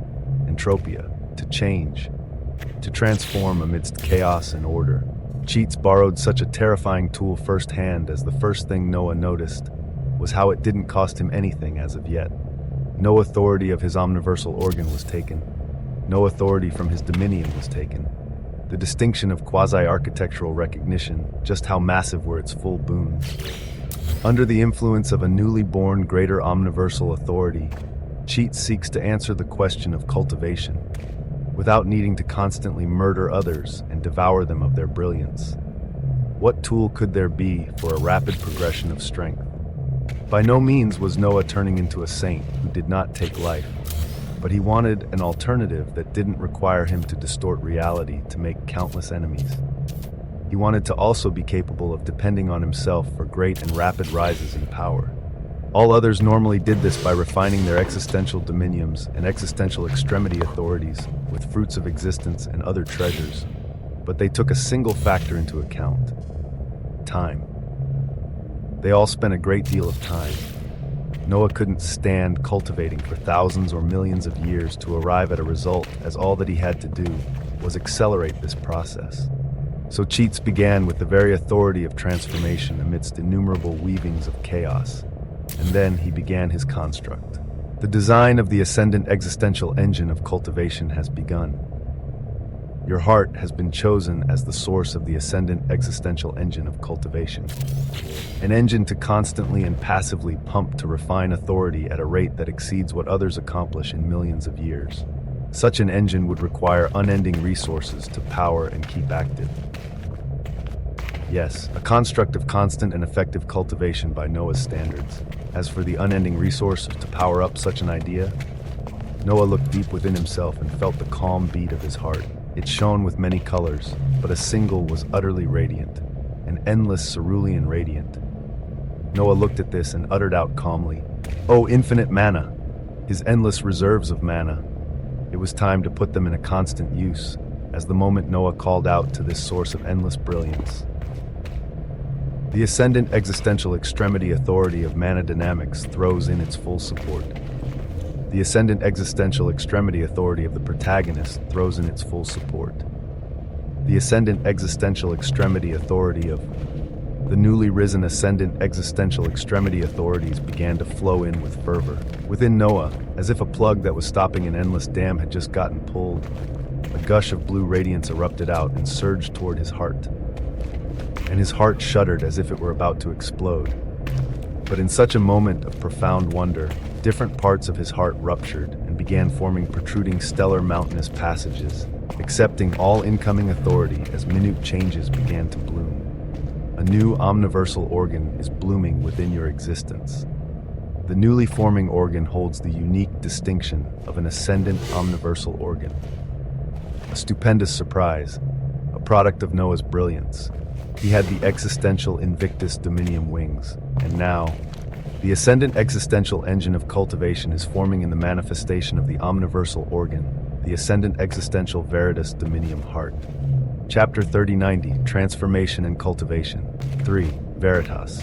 An immeasurably strong word that stood for the weavings of truth or reality, an undeniable and unchanging truth of reality. Taking on such an identity, the omniversal organ sought to bend and transform this truth, this reality, to Noah's will. Thus, the ascendant existential Veritas Dominium heart was being born. His heart was selected to be the source of the ascendant existential engine of cultivation, something that passively elevated his power at a rate others couldn't even fathom. At this moment, it erupted with multiple new mountainous valves that radiated multicolored brilliance, auroras of vessels and arteries forming and gushing waves of authority, as at the core of it all was mana. Your infinite mana will keep the cycle of endless turns of the ascendant existential engine of cultivation. The ejection fraction of your heart will always remain above 90% as you constantly pump and refine authority across your existence and extremes, with this percentage capable of being augmented in the future and even exceeding 100% with the growth of the ascendant existential Veritas Dominium heart. Your ascendant existential Veritas Dominium heart will beat at a rate of 60 beats per minute, with every beat being equivalent to 1 trillion beats of an average entity's rate of refinement of existence at the apex of the terracosm stage. Dumb, like an ancient drum, a heavy and unfathomably strong beat echoed out. Were it like before, it would have reverberated across the infinite existential omniversal seed, as his own family and people would have wondered what was going on. But Noah didn't have to show off his brilliance. The heavy beat of his heart boomed out in this isolated space within his desecrated existential Chronos domain, and with a single beat within a second, his existence felt a radiance flicker around him, and his extremes felt the same thing, as if they gained a layer of empowerment that was swiftly absorbed to elevate him. And as a second passed, dumb! Another booming beat echoed out as the same multicolored radiance flashed over Noah's existence and extremes.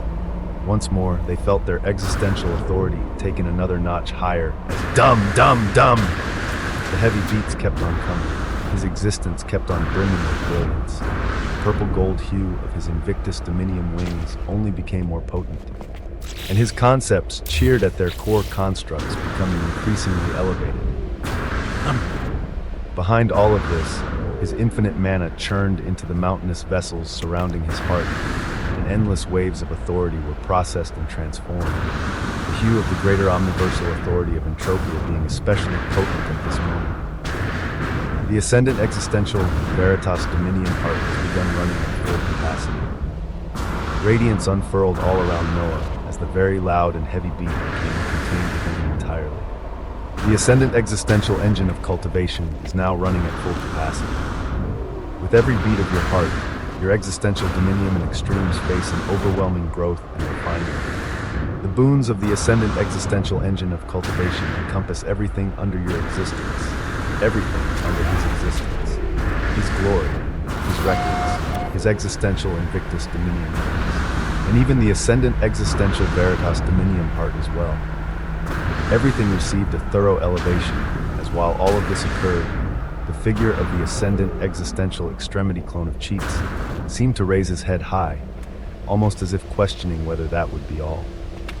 And of course, the answer was no. The ascendant existential Veritas Dominium heart is the engine that will be constantly refining your existence.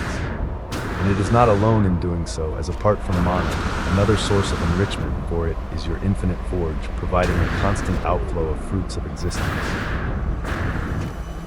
Another part of himself blazed and showed its brilliance. Within it, the figure of Ruination raised her head with utmost clarity, her eyes blazing gold and crimson as she was at the very center of it all, constantly refining endless seas of loot light and multiplying them as she served like a catalyst to further exponentially increase the rate that fruits of existence formed. She gazed up as she felt the call of Cheats at this moment, a variant of her master. Wrapped in the weavings of loot, she only nodded and followed this will, Within the infinite forge, golden mountains floated gloriously as they gushed out new waves of authority. They were laden with dripping golden brilliance. The weavings of Cheat modulates and channels the authority of all newly advanced ascendant existential extremity authorities through the core of the existential extremity authority of Loot, as it seeks the production of ascendant quintessential fruits of existence. Fruits of existence are the main resource of advancement utilized by others, but their boons remain limited. Ascendant quintessential fruits of existence are a resource meant to come to fruition 1,000 times as fast as even quintessential fruits of existence, with their efficiency being even greater. Efficiency. One of the 4 components of the greater omniversal authority of Adia was uttered by the weavings of Cheats, as at this stage, the influence of this authority that Noah held the recognition of was also pulled forward. It was pulled forward to achieve a dream of the singular concept of Cheats. The visage of ruination turned into a massive crimson gold sword to achieve this, delving her sharpest point into the endlessly vast golden sea of Loot below the floating multicolored mountains as the brilliance was further multiplied in quantity and quality. And from the blazing golden mountains, boom! There were volcanic eruptions of immense glory. From these eruptions, incandescent white gold fruits that would make one's mouth water gushed out by the millions. And this was only with a little of the twisting of causality put in, along with the greater omniversal authority of Atia and the component of efficiency applied further on this process. It was made even further feasible and potent as the apex of transformation. The weavings of the greater omniversal authority of entropia were laid heavily onto it as well. It caused for the birth of utter undefinable resources. Chapter 3091, Transformation and Cultivation. Before, Ascendant quintessential fruit of existence, an elevated version of the fruit of existence that is so profoundly above its old self in value that a direct comparison is hard to make.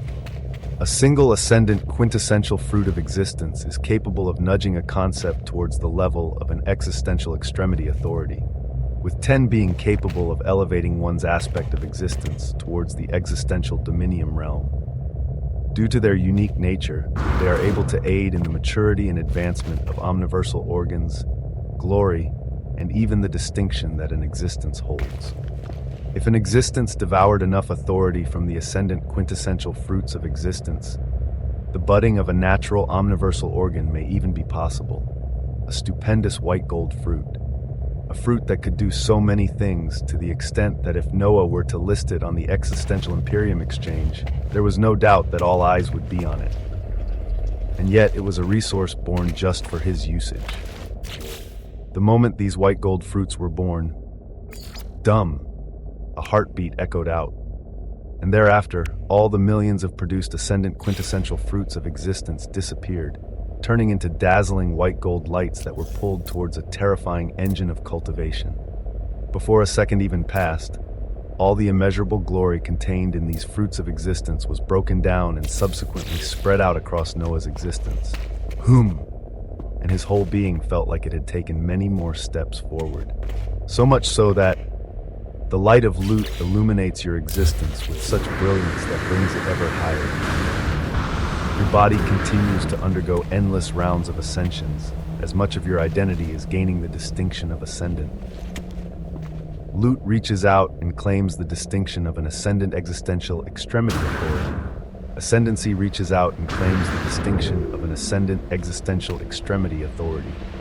2 authorities took the leap right away.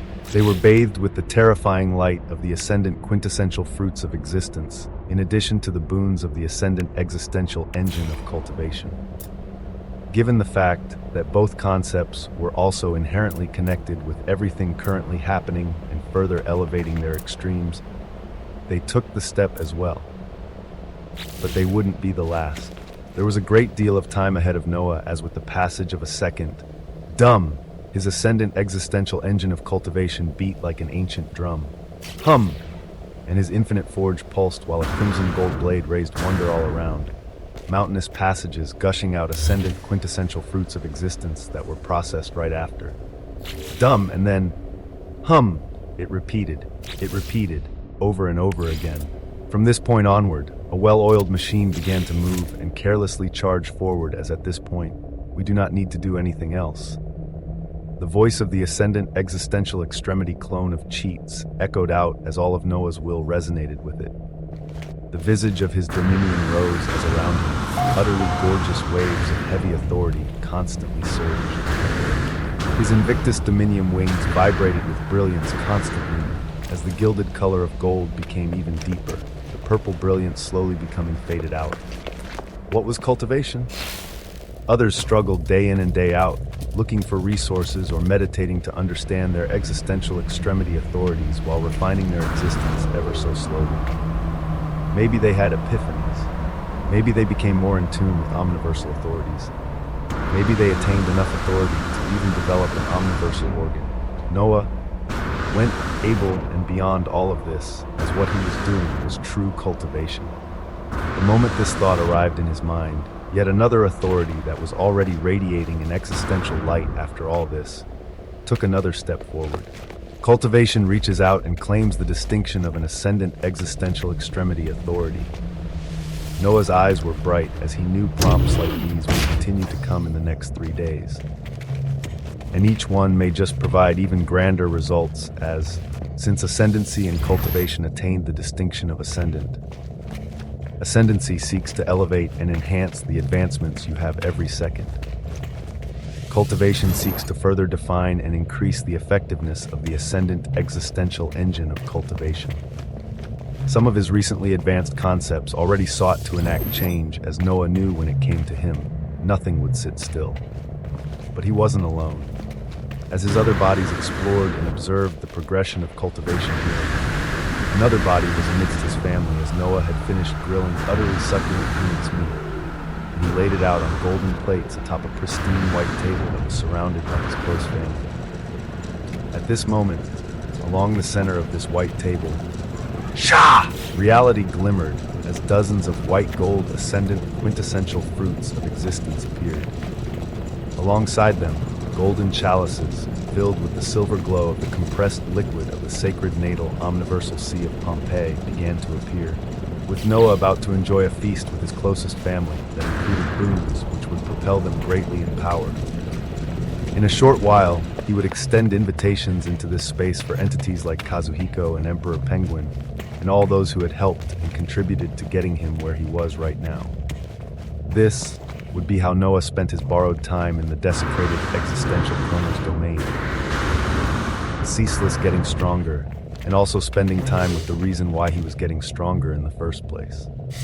Now then, as he experienced multiple sides with a single will but multiple bodies, Noah smiled while converging a major part of the power of his will towards the ascendant existential extremity clone of the protagonist.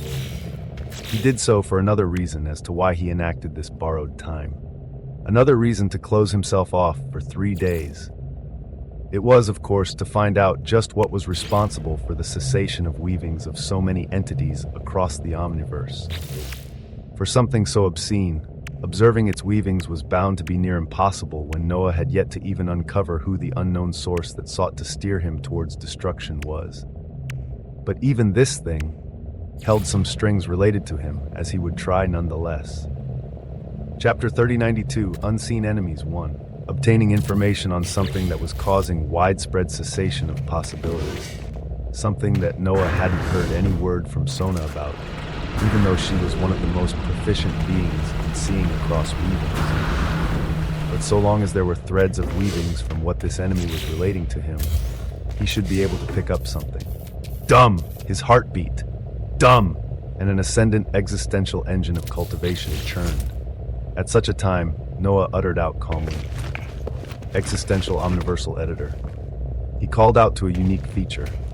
His lineage, which had begun to get extremely active since minutes ago, buzzed while his distinctions ran rampant. Immense waves of authority tumbled around Noah as within moments, massive screens of light began to appear all around him. They showed different regions of the omniverse, some showing hues of darkness, others showing auroras of different colored lights. But uniquely, they never stood still. The scenes constantly shifted, And even more uniquely, there was nothing else within these screens of light. There was no figure of entities or any life forms, or even a glimpse of a dark shadow. The weaver of existence and extremity stares forward with perplexity. Yes, there was a basal thread that Noah was able to pull on to try and gain information on his enemies. This basal thread being capable of showing him the multiple screens that were currently shining all around. Yet these screens held nothing. Such a reality made way for a few possibilities. One of the more deadly ones was that even with the weavings of multiple existential extremity authorities and the support of greater omniversal authorities, Noah could glimpse at the image of his enemies, but he still couldn't see them. His eyes became immeasurably somber as he gazed at all the screens around him with intensity. They constantly changed scenery as if something was moving, his threads of weaving following it, and yet they still weren't able to discern them. This went on for over 10 minutes before suddenly his eyes shifted to lock onto one screen in particular. This screen had been showing the same constantly changing scenery, but at this moment it came across an existential dominium that when Noah looked at closely, it seemed to be an outpost of the Imperium. The Imperium was stretched out across the Omniverse more than any other force, as when one waded across it, they would come across forces of the Imperium more often than not. Noah saw many vessels stationed outside of this existential domain, as within these vessels, Imperium Knights filled with utmost vigilance were guarding the outpost while looking around. They were all vigilant after they had just sensed the cessation of all of their weavings, with all Imperium Knights placed on high alert. Noah fully focused on this illusory screen with such a reality as through this, at least he would get to understand the scope of power of his enemies and better prepare. Even if he couldn't see them, the weavings of the Imperium Knights should be able to grasp something. Even though they were not allies, Noah wouldn't do something as foolish as rush to try and save them before knowing anything about the current enemies. Even if he had to watch entities die in front of him, he still had his best interests to protect. The weavings of the protagonist nod in agreement. His extremes flowed along with him as Noah watched silently, and the source of the cessation of weavings across the Omniverse should have appeared right before the vigilant Imperium Knights. They should have been right ahead of them. So why were they continuing to stare vigilantly as if they couldn't see anything? Noah watched with a sense of foreboding as the scene of the illusory screen shifted right on top of the stationed Imperium Knights that were either within vessels or floating outside of them, and in the next moment, the eyes of all Imperium Knights in this region bulged out as if in shock and horror, gazing right in front or beside them, as if they could finally see whatever culprit Noah was following. And as they tried to react, squelch! Their bodies were pierced from different directions as they quickly lost all their existential brilliance, becoming husks within moments before they cracked and splintered, turning into flickers of ash that subsequently disappeared entirely as if they were swallowed by an unseen black hole. And then, whoa! Noah steadied his will as he heard it. A terrifyingly horrid wail, a screech that seemed to unsettle everything about his very existence. A screech that actually destabilized the weavings of existence all around the desecrated existential Chronos domain, causing the stable distortion of space-time to fluctuate as Noah moved to cut off the threads of weaving connecting sound out from all the illusory screens around him. He then continued observing the screen ahead of his as the vessels buzzing with existential extremity authorities all around the existential domain outpost of the Imperium soon lost their light and began to crumble before they disappeared into nothingness, and the existential domain ahead that was being protected this whole time. It began to lose its luster at a ridiculously rapid pace. Within the next few seconds, the existential brilliance around this domain faded rapidly before it also began to crumble, a massive implosion blooming out thereafter due to this instability. Countless shattered planes of existence then became strewn about, the bodies of injured Imperium Knights that were within this outpost, roaring out in shock as before they could do anything. They showed similar eyes of horror as something even their wills couldn't grasp appeared near them. And even as they activated their existential extremity authorities, or even grasped the codexes of extremity in the hands of a select few of them, none of it mattered. Their bodies became dried husks as they were pierced by a jagged weapon moments later, and they then turned into glimmers of ash that were devoured entirely. Noah watched this dreadful scene with somber eyes, observing firsthand how an existential domain, the forces of the Imperium that were shining brilliantly just moments ago, had all just disappeared as if they didn't exist. Chapter 3093, Unseen Enemies. 2. He couldn't see them. And up until the very last moment, even those who were directly in front of them couldn't see them. It meant that one could not rely on their own will or sensory existential extremity authorities, with these entities actually bypassing all of these. There were too many bundles of information from what Noah had just seen as the smallest details provided the biggest clues. One of the more dreadful clues was the fact that no matter if it was a Secor stage Imperium Night or a Taleo stage Imperium Night, the moment they became aware of the enemy, they died as if their realm didn't matter. Another was the fact that, even though their existential extremity authorities erupted out, with those holding codexes of extremity even causing the descent of the influence of omniversal authorities, none of it helped. When whatever enemy struck, they all died in the next moment regardless.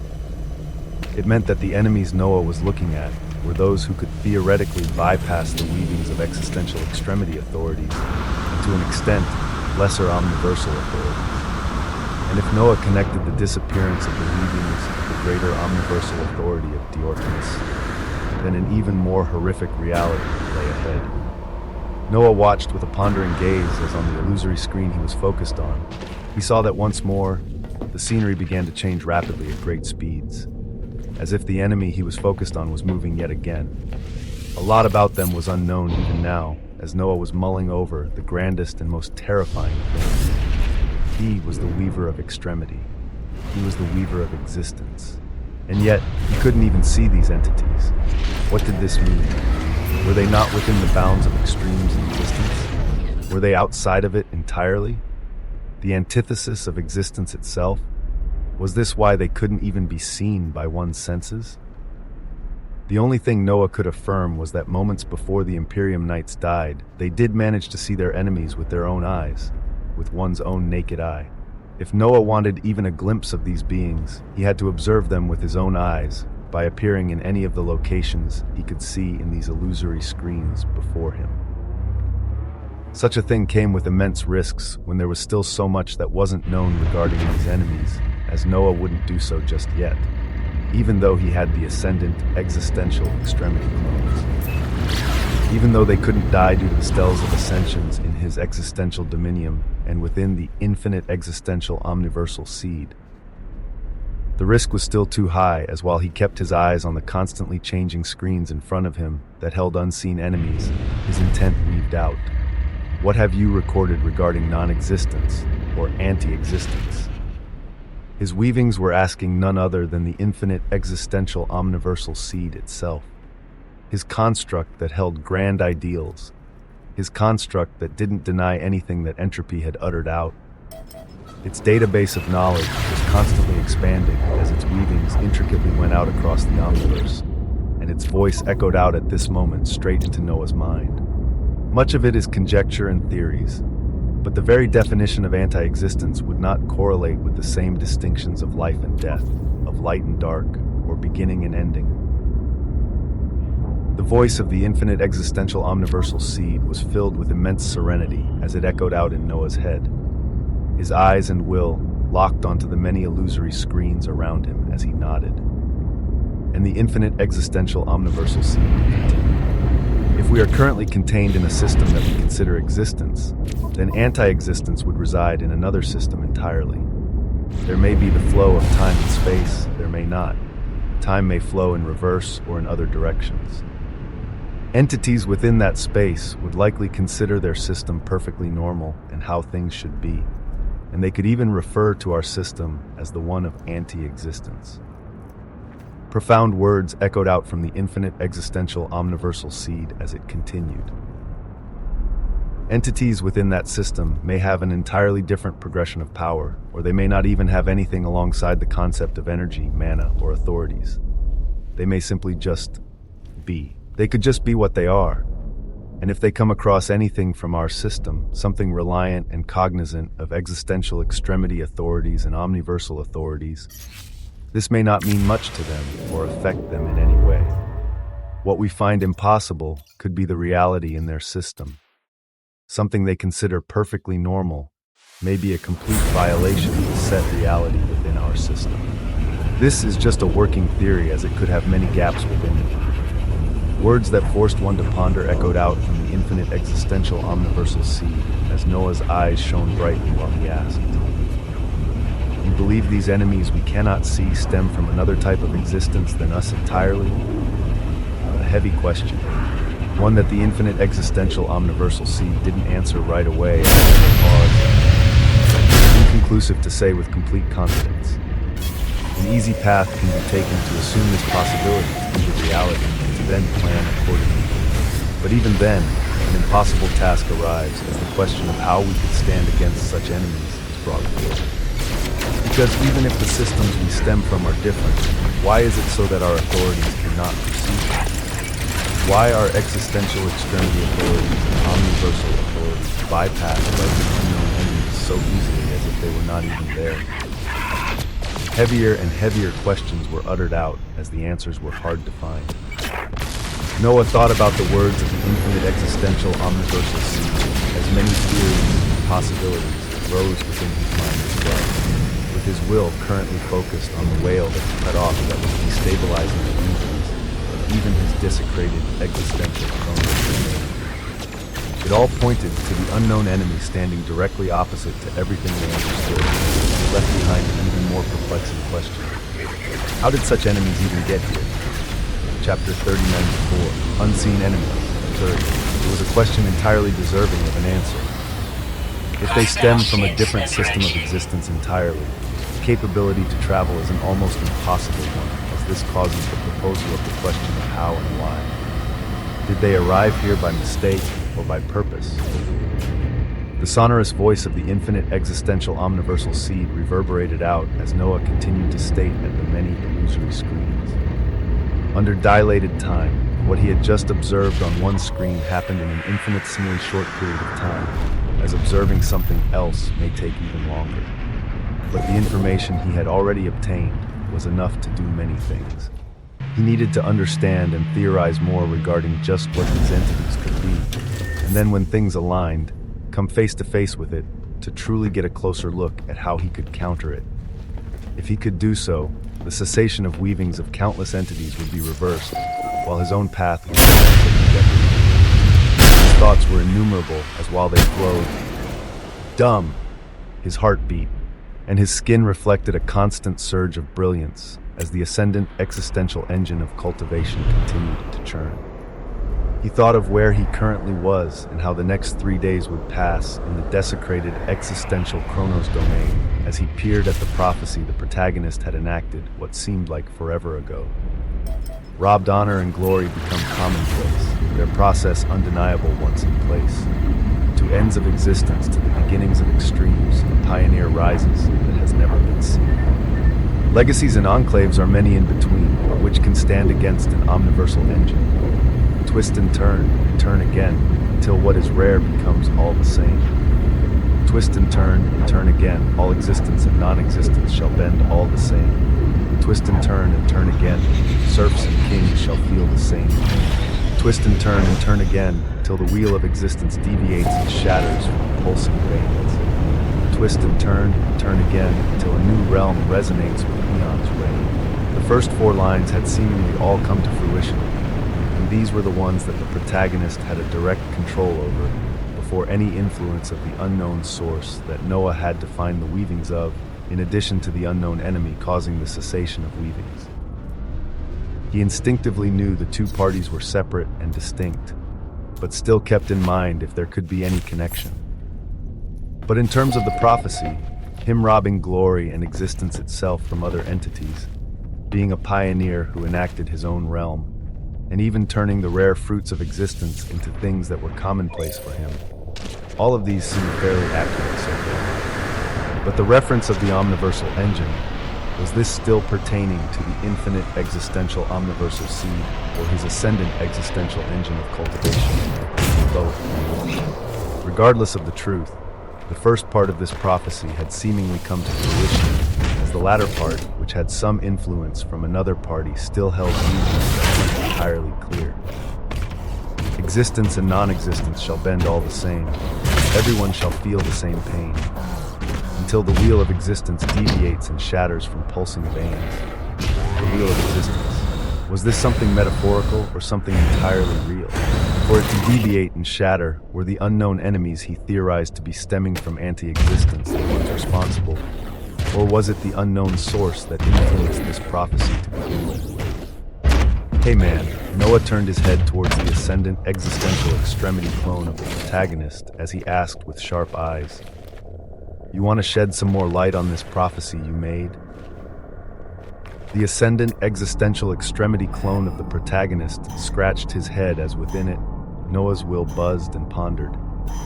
It held a level of knowledge and control to steer a prophecy towards a certain direction, but the result wasn't always something it could clearly grasp. Noah knew this closely as he smiled at the action of talking to himself, his eyes continuing to gaze at and focus on the myriad of illusory screens ahead of him as he spoke out. All right, let's unleash the new prophecy. This time, with no influences of unknown origin, somewhat enough clarity to easily grasp its meaning yourselves. Wah! His intent was clear. Over the next 3 days, great advances would be made as within a prophecy would have to unfold from the protagonist. His existential dominium and omniversal organs would continue to be refined with every beat of his heart, and his extremes would become even more powerful. He would study the greater omniversal authorities he had gained access to, as both Asia and Entropia were too vast to bring over, and the weavings of the lost greater omniversal authority of Destro-y-her were ones that only he could revive if he could get his hands on a unique singularity. There was much to do. Noah stretched his hands as he looked over in the distance, where after some time, new portals had appeared to show the figures of Kazuhiko, Emperor Penguin, the Blue Slime, Sumerian Architect, and other renowned figures of the infinite existential omniversal seed, making their entrance into an already unfolding feast. It showed all cards that Noah had put into play were conducting their roles smoothly, as with his focus on himself and on the screens around him. "Let's go," he declared with a brilliant intent as he fully delved into what needed to be done. And so, seconds began to pass in the infinite existential omniversal seed. And these seconds turned into minutes, and the minutes turned into hours. Gradually, the violated flow of time continued within the desecrated existential chronos domain. In a region of space filled with crackling waves of existential extremity authorities and the glow of omniversal authorities that seemed ready to erupt at any moment. The legions of two forces faced each other with care and caution as they stemmed from the Imperium and the Sanctus Populi. Chapitre 3095, Dialogue 1.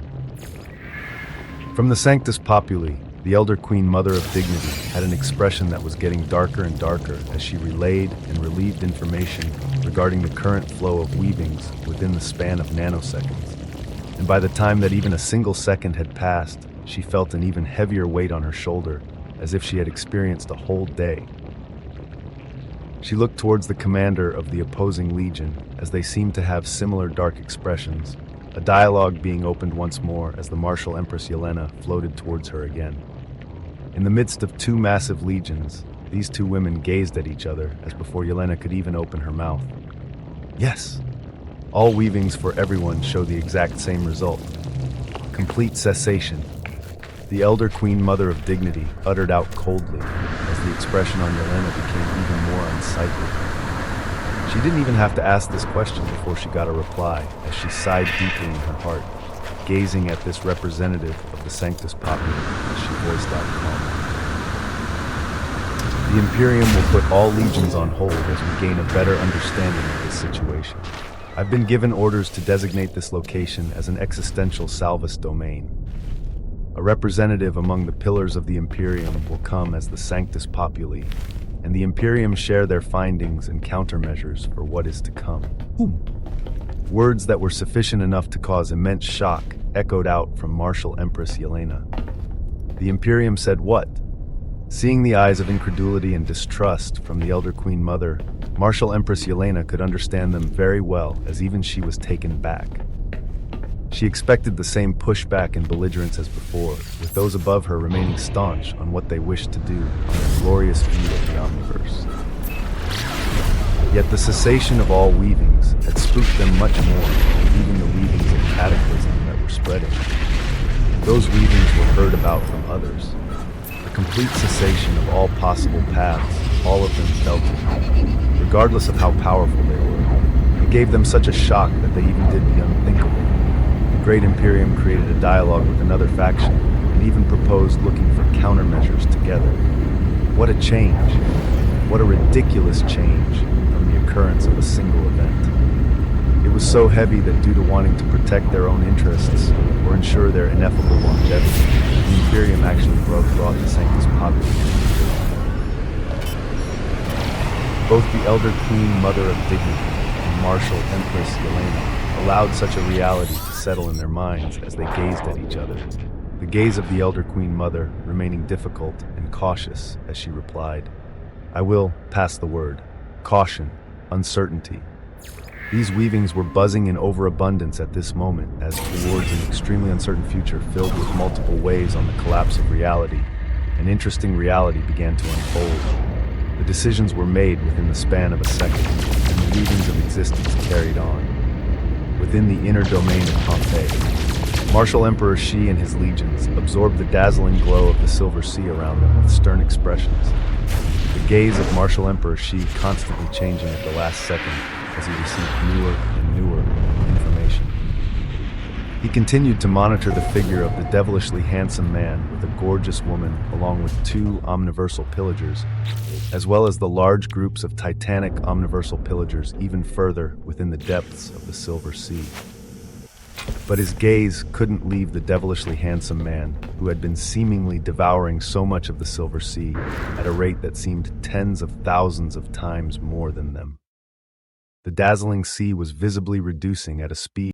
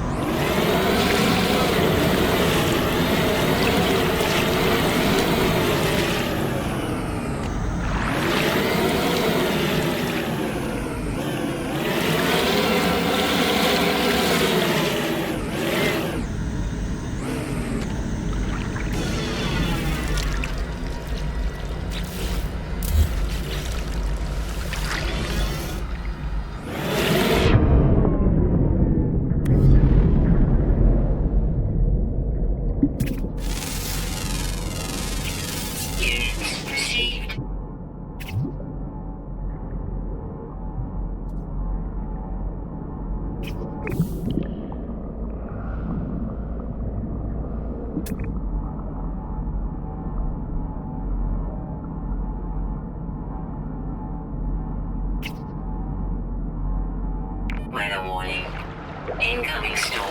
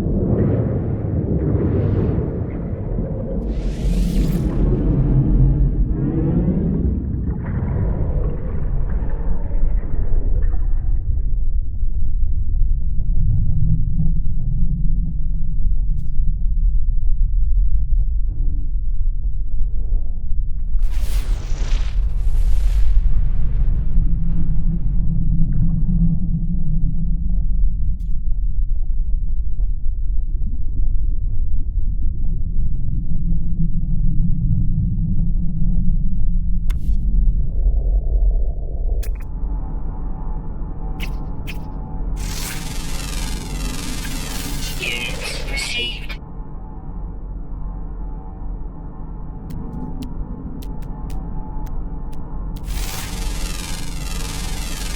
Units received.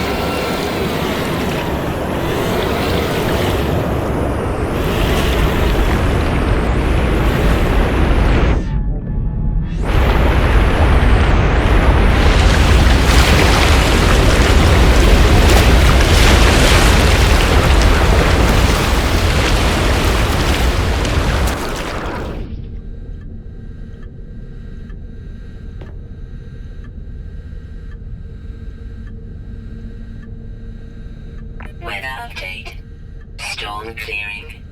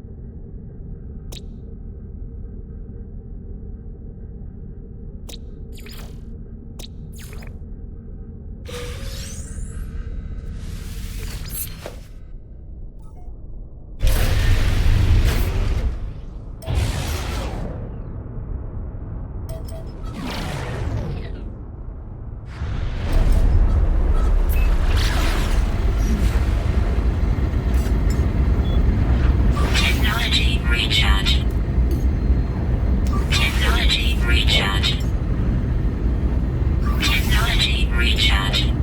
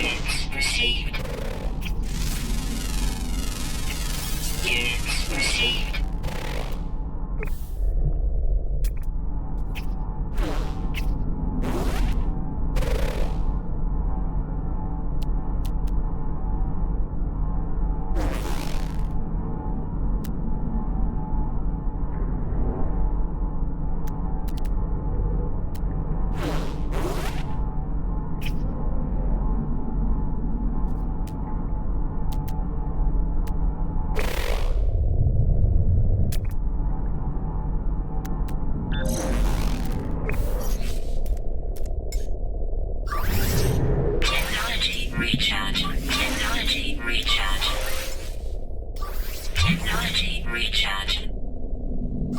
Technology recharge.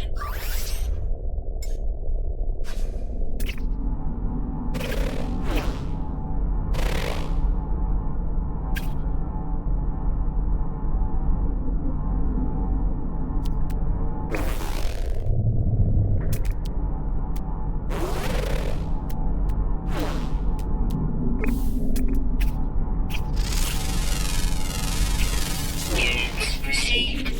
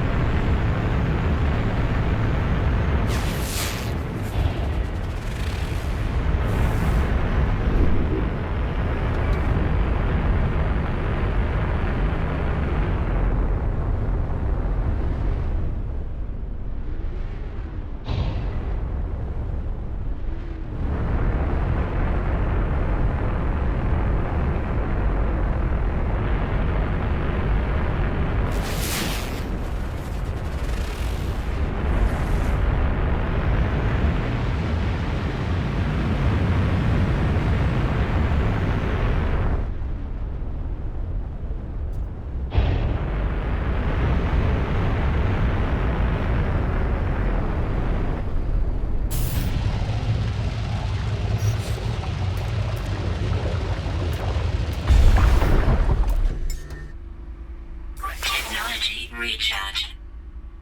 Technology recharge.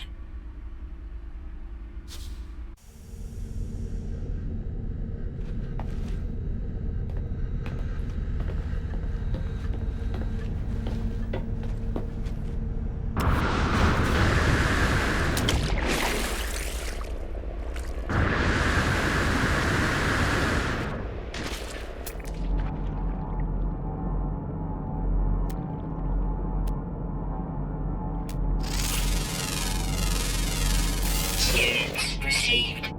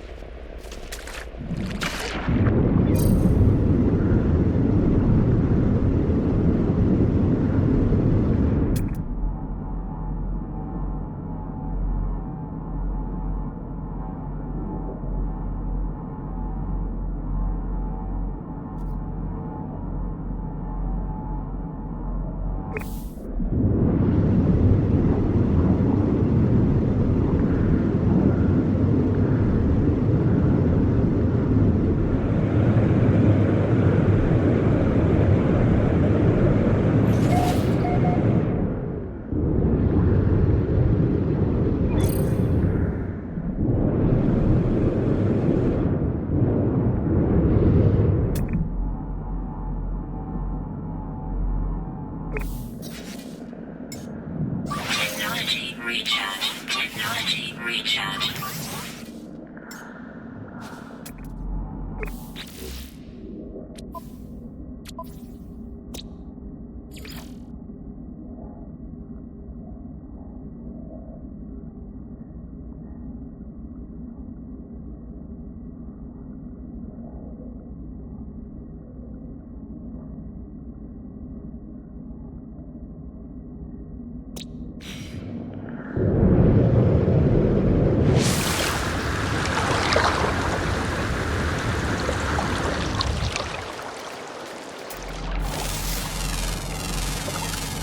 Units received.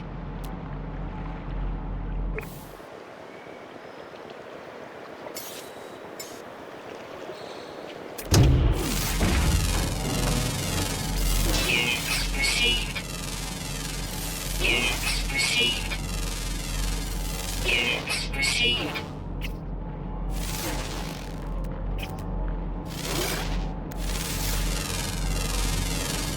Units received.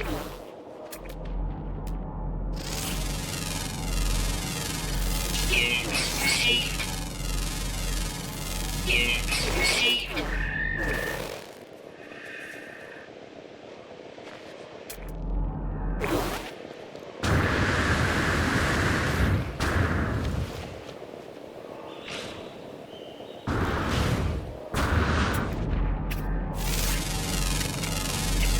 Units received.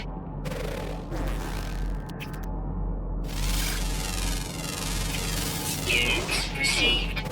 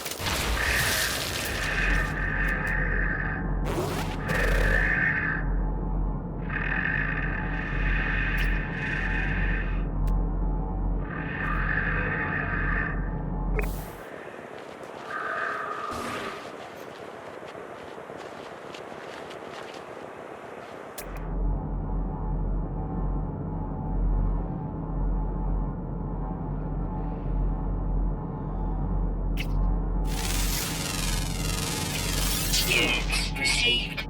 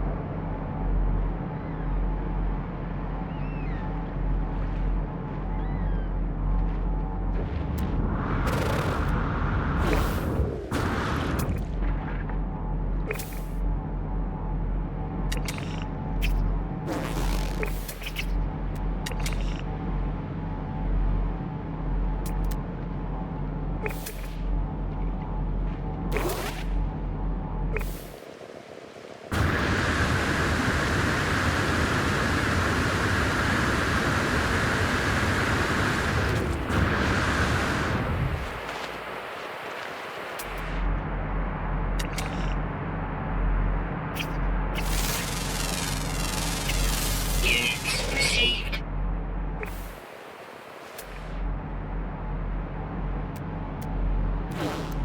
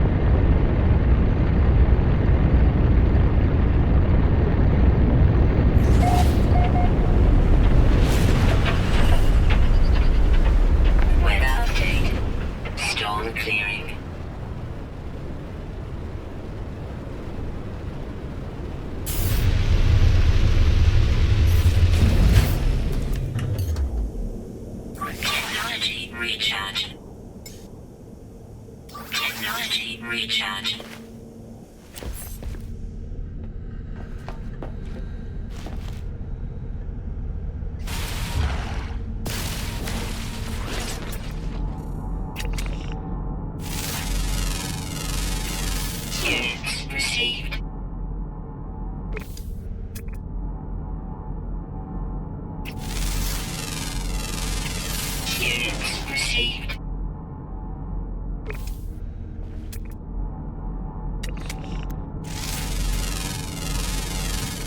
Units received.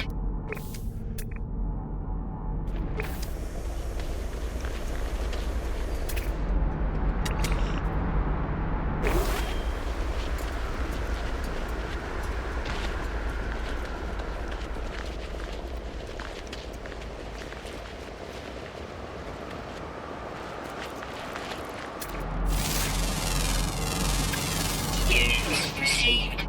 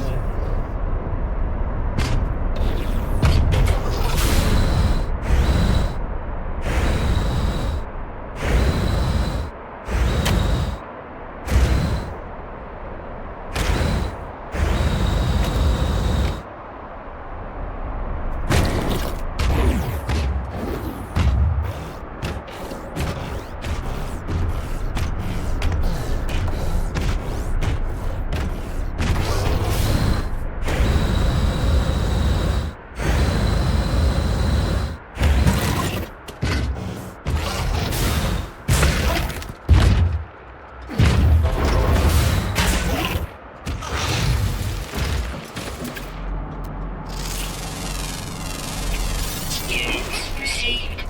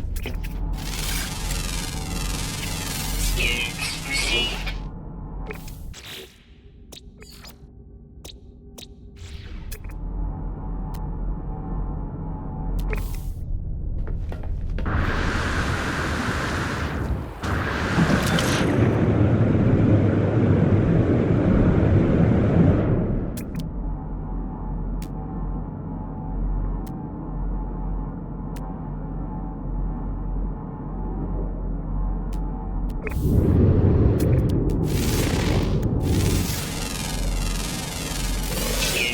received. Units received. Units received.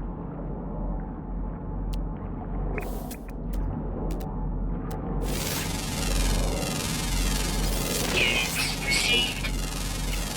Units received.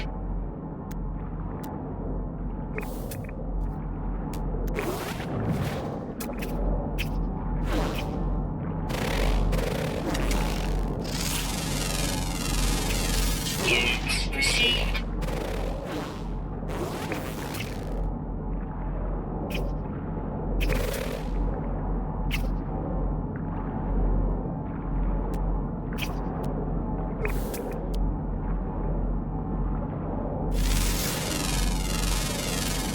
Units received.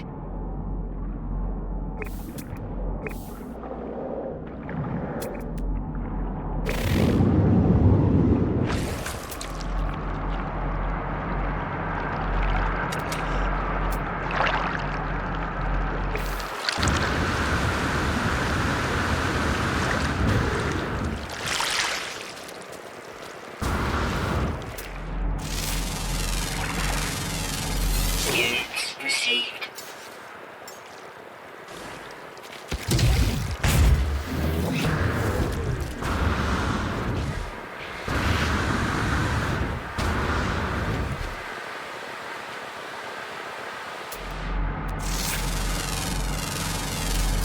Units received.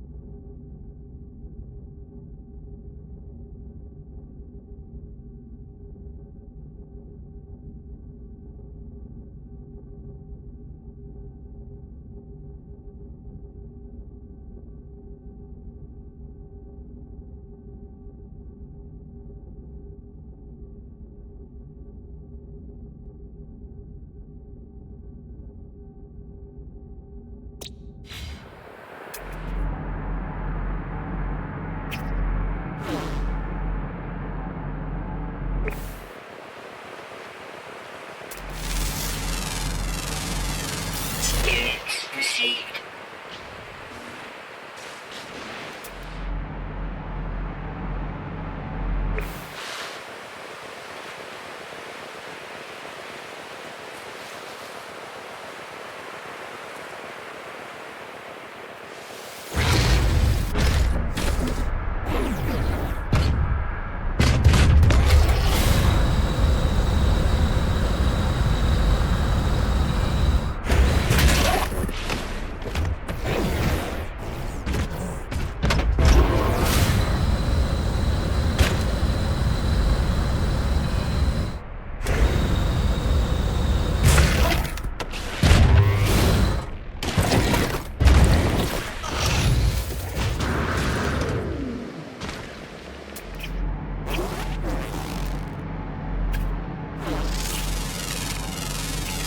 Units received.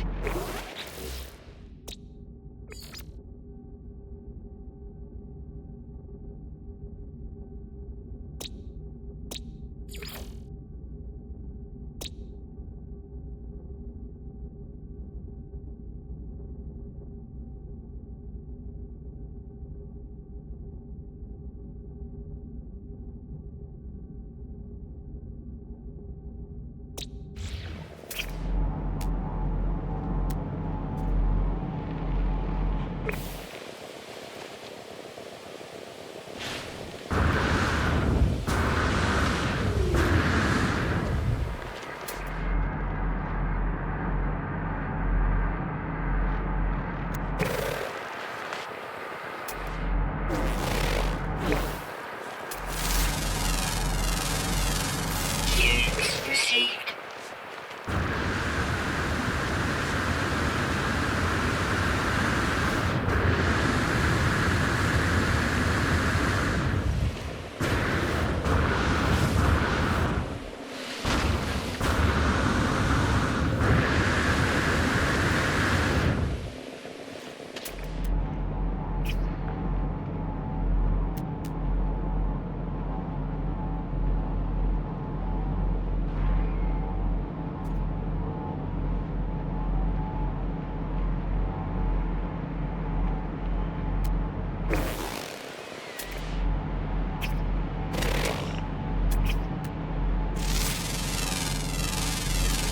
Units received.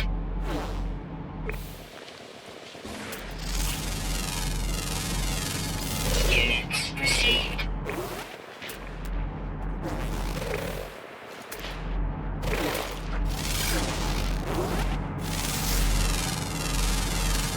Units received.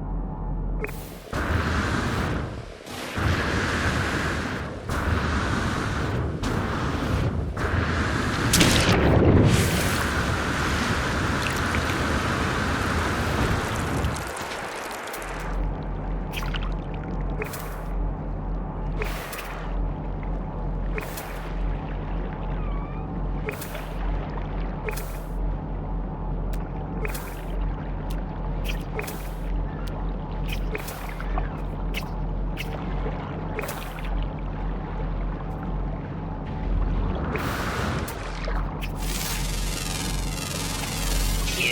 received.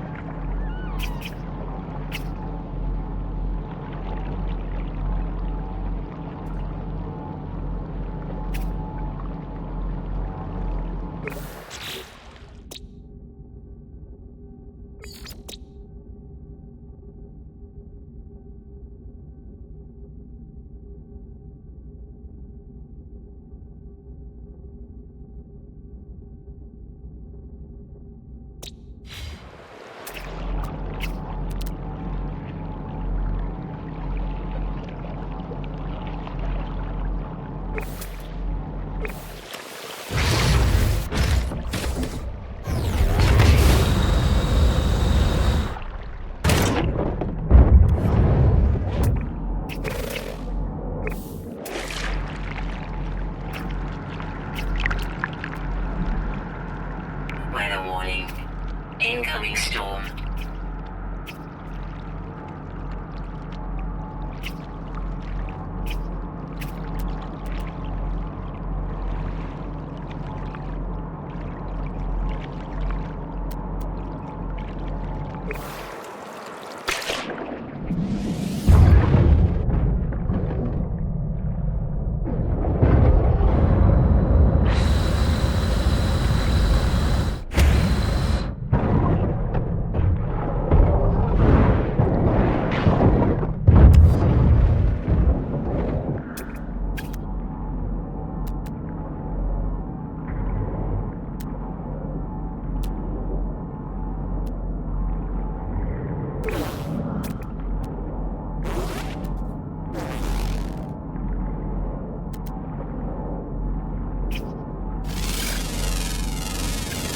Units received.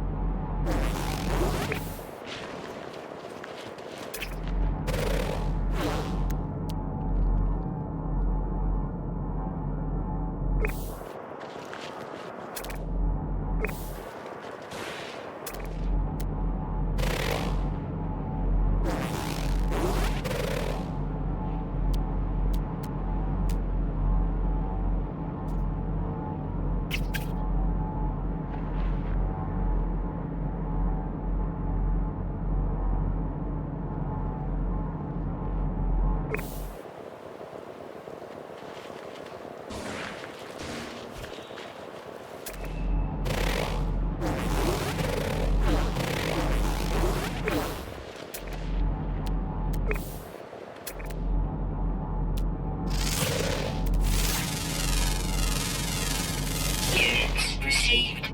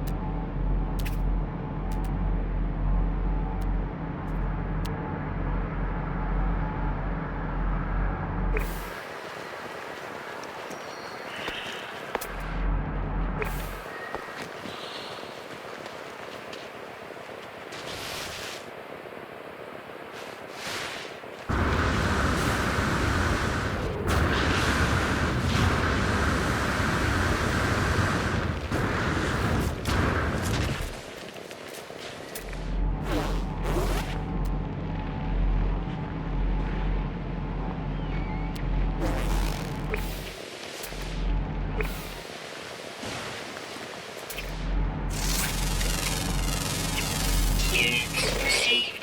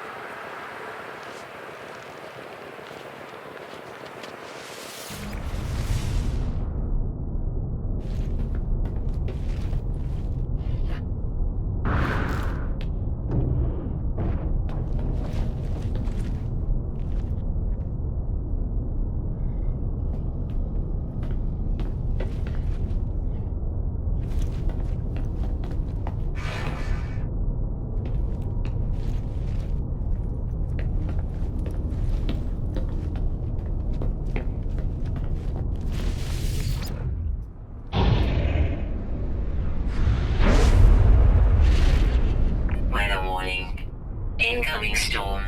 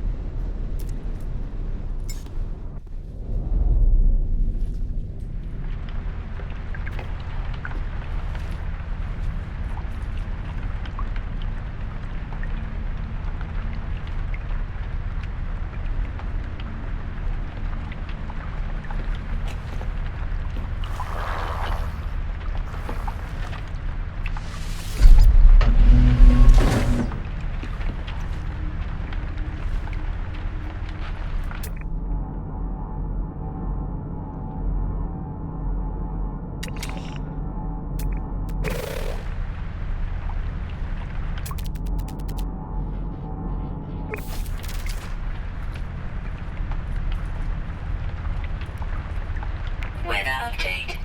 Storm clearing.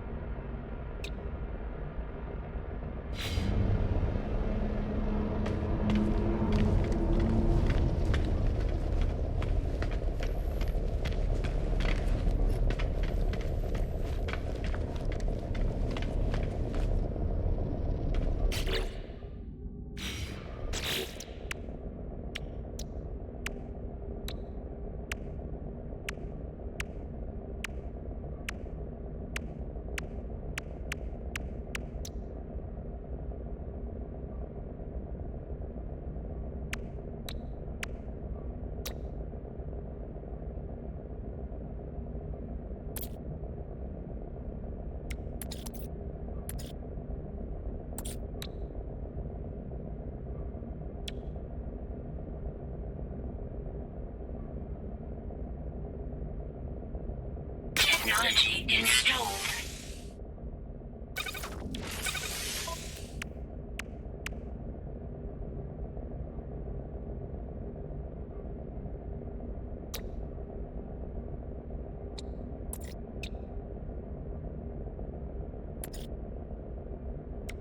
Technology installed.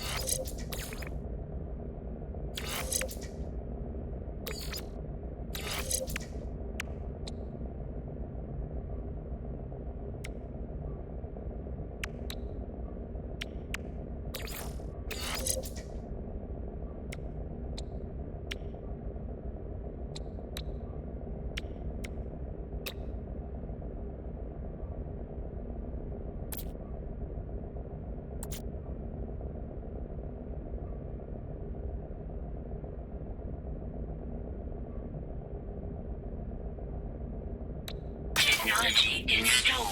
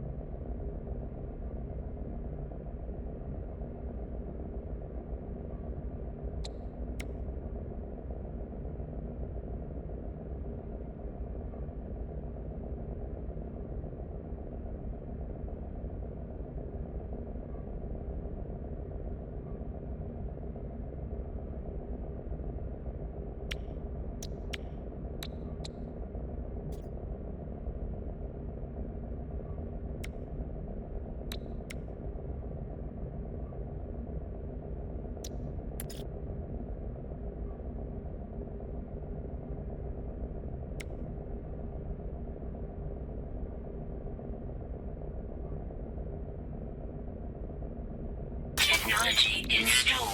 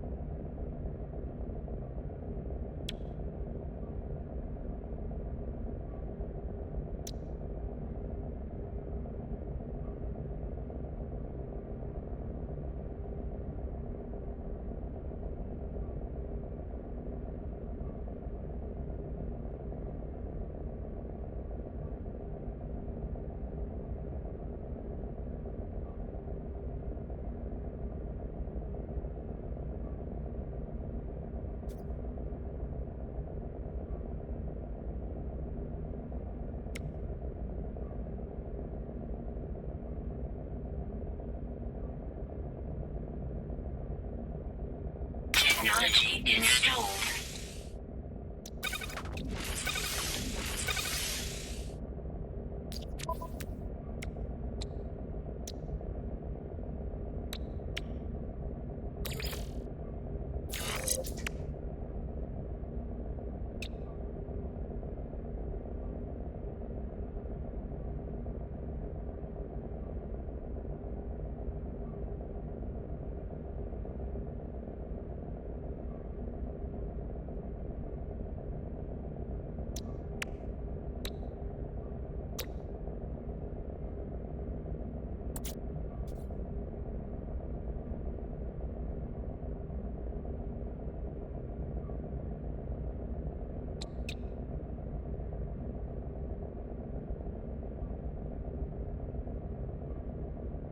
Technology installed.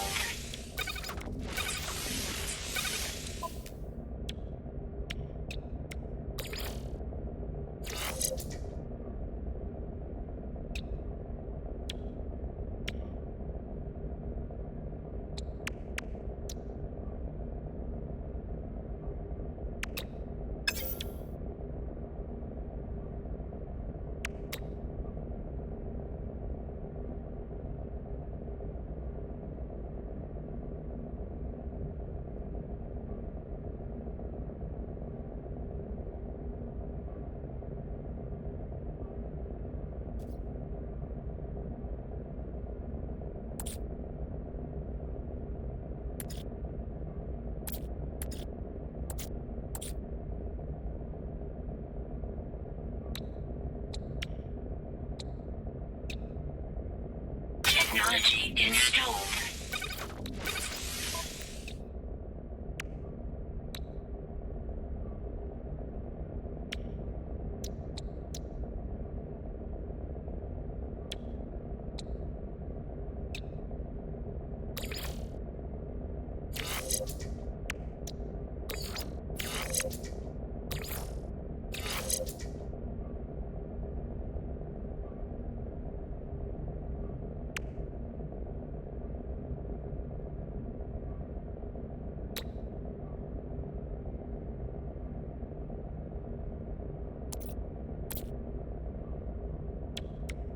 Technology installed.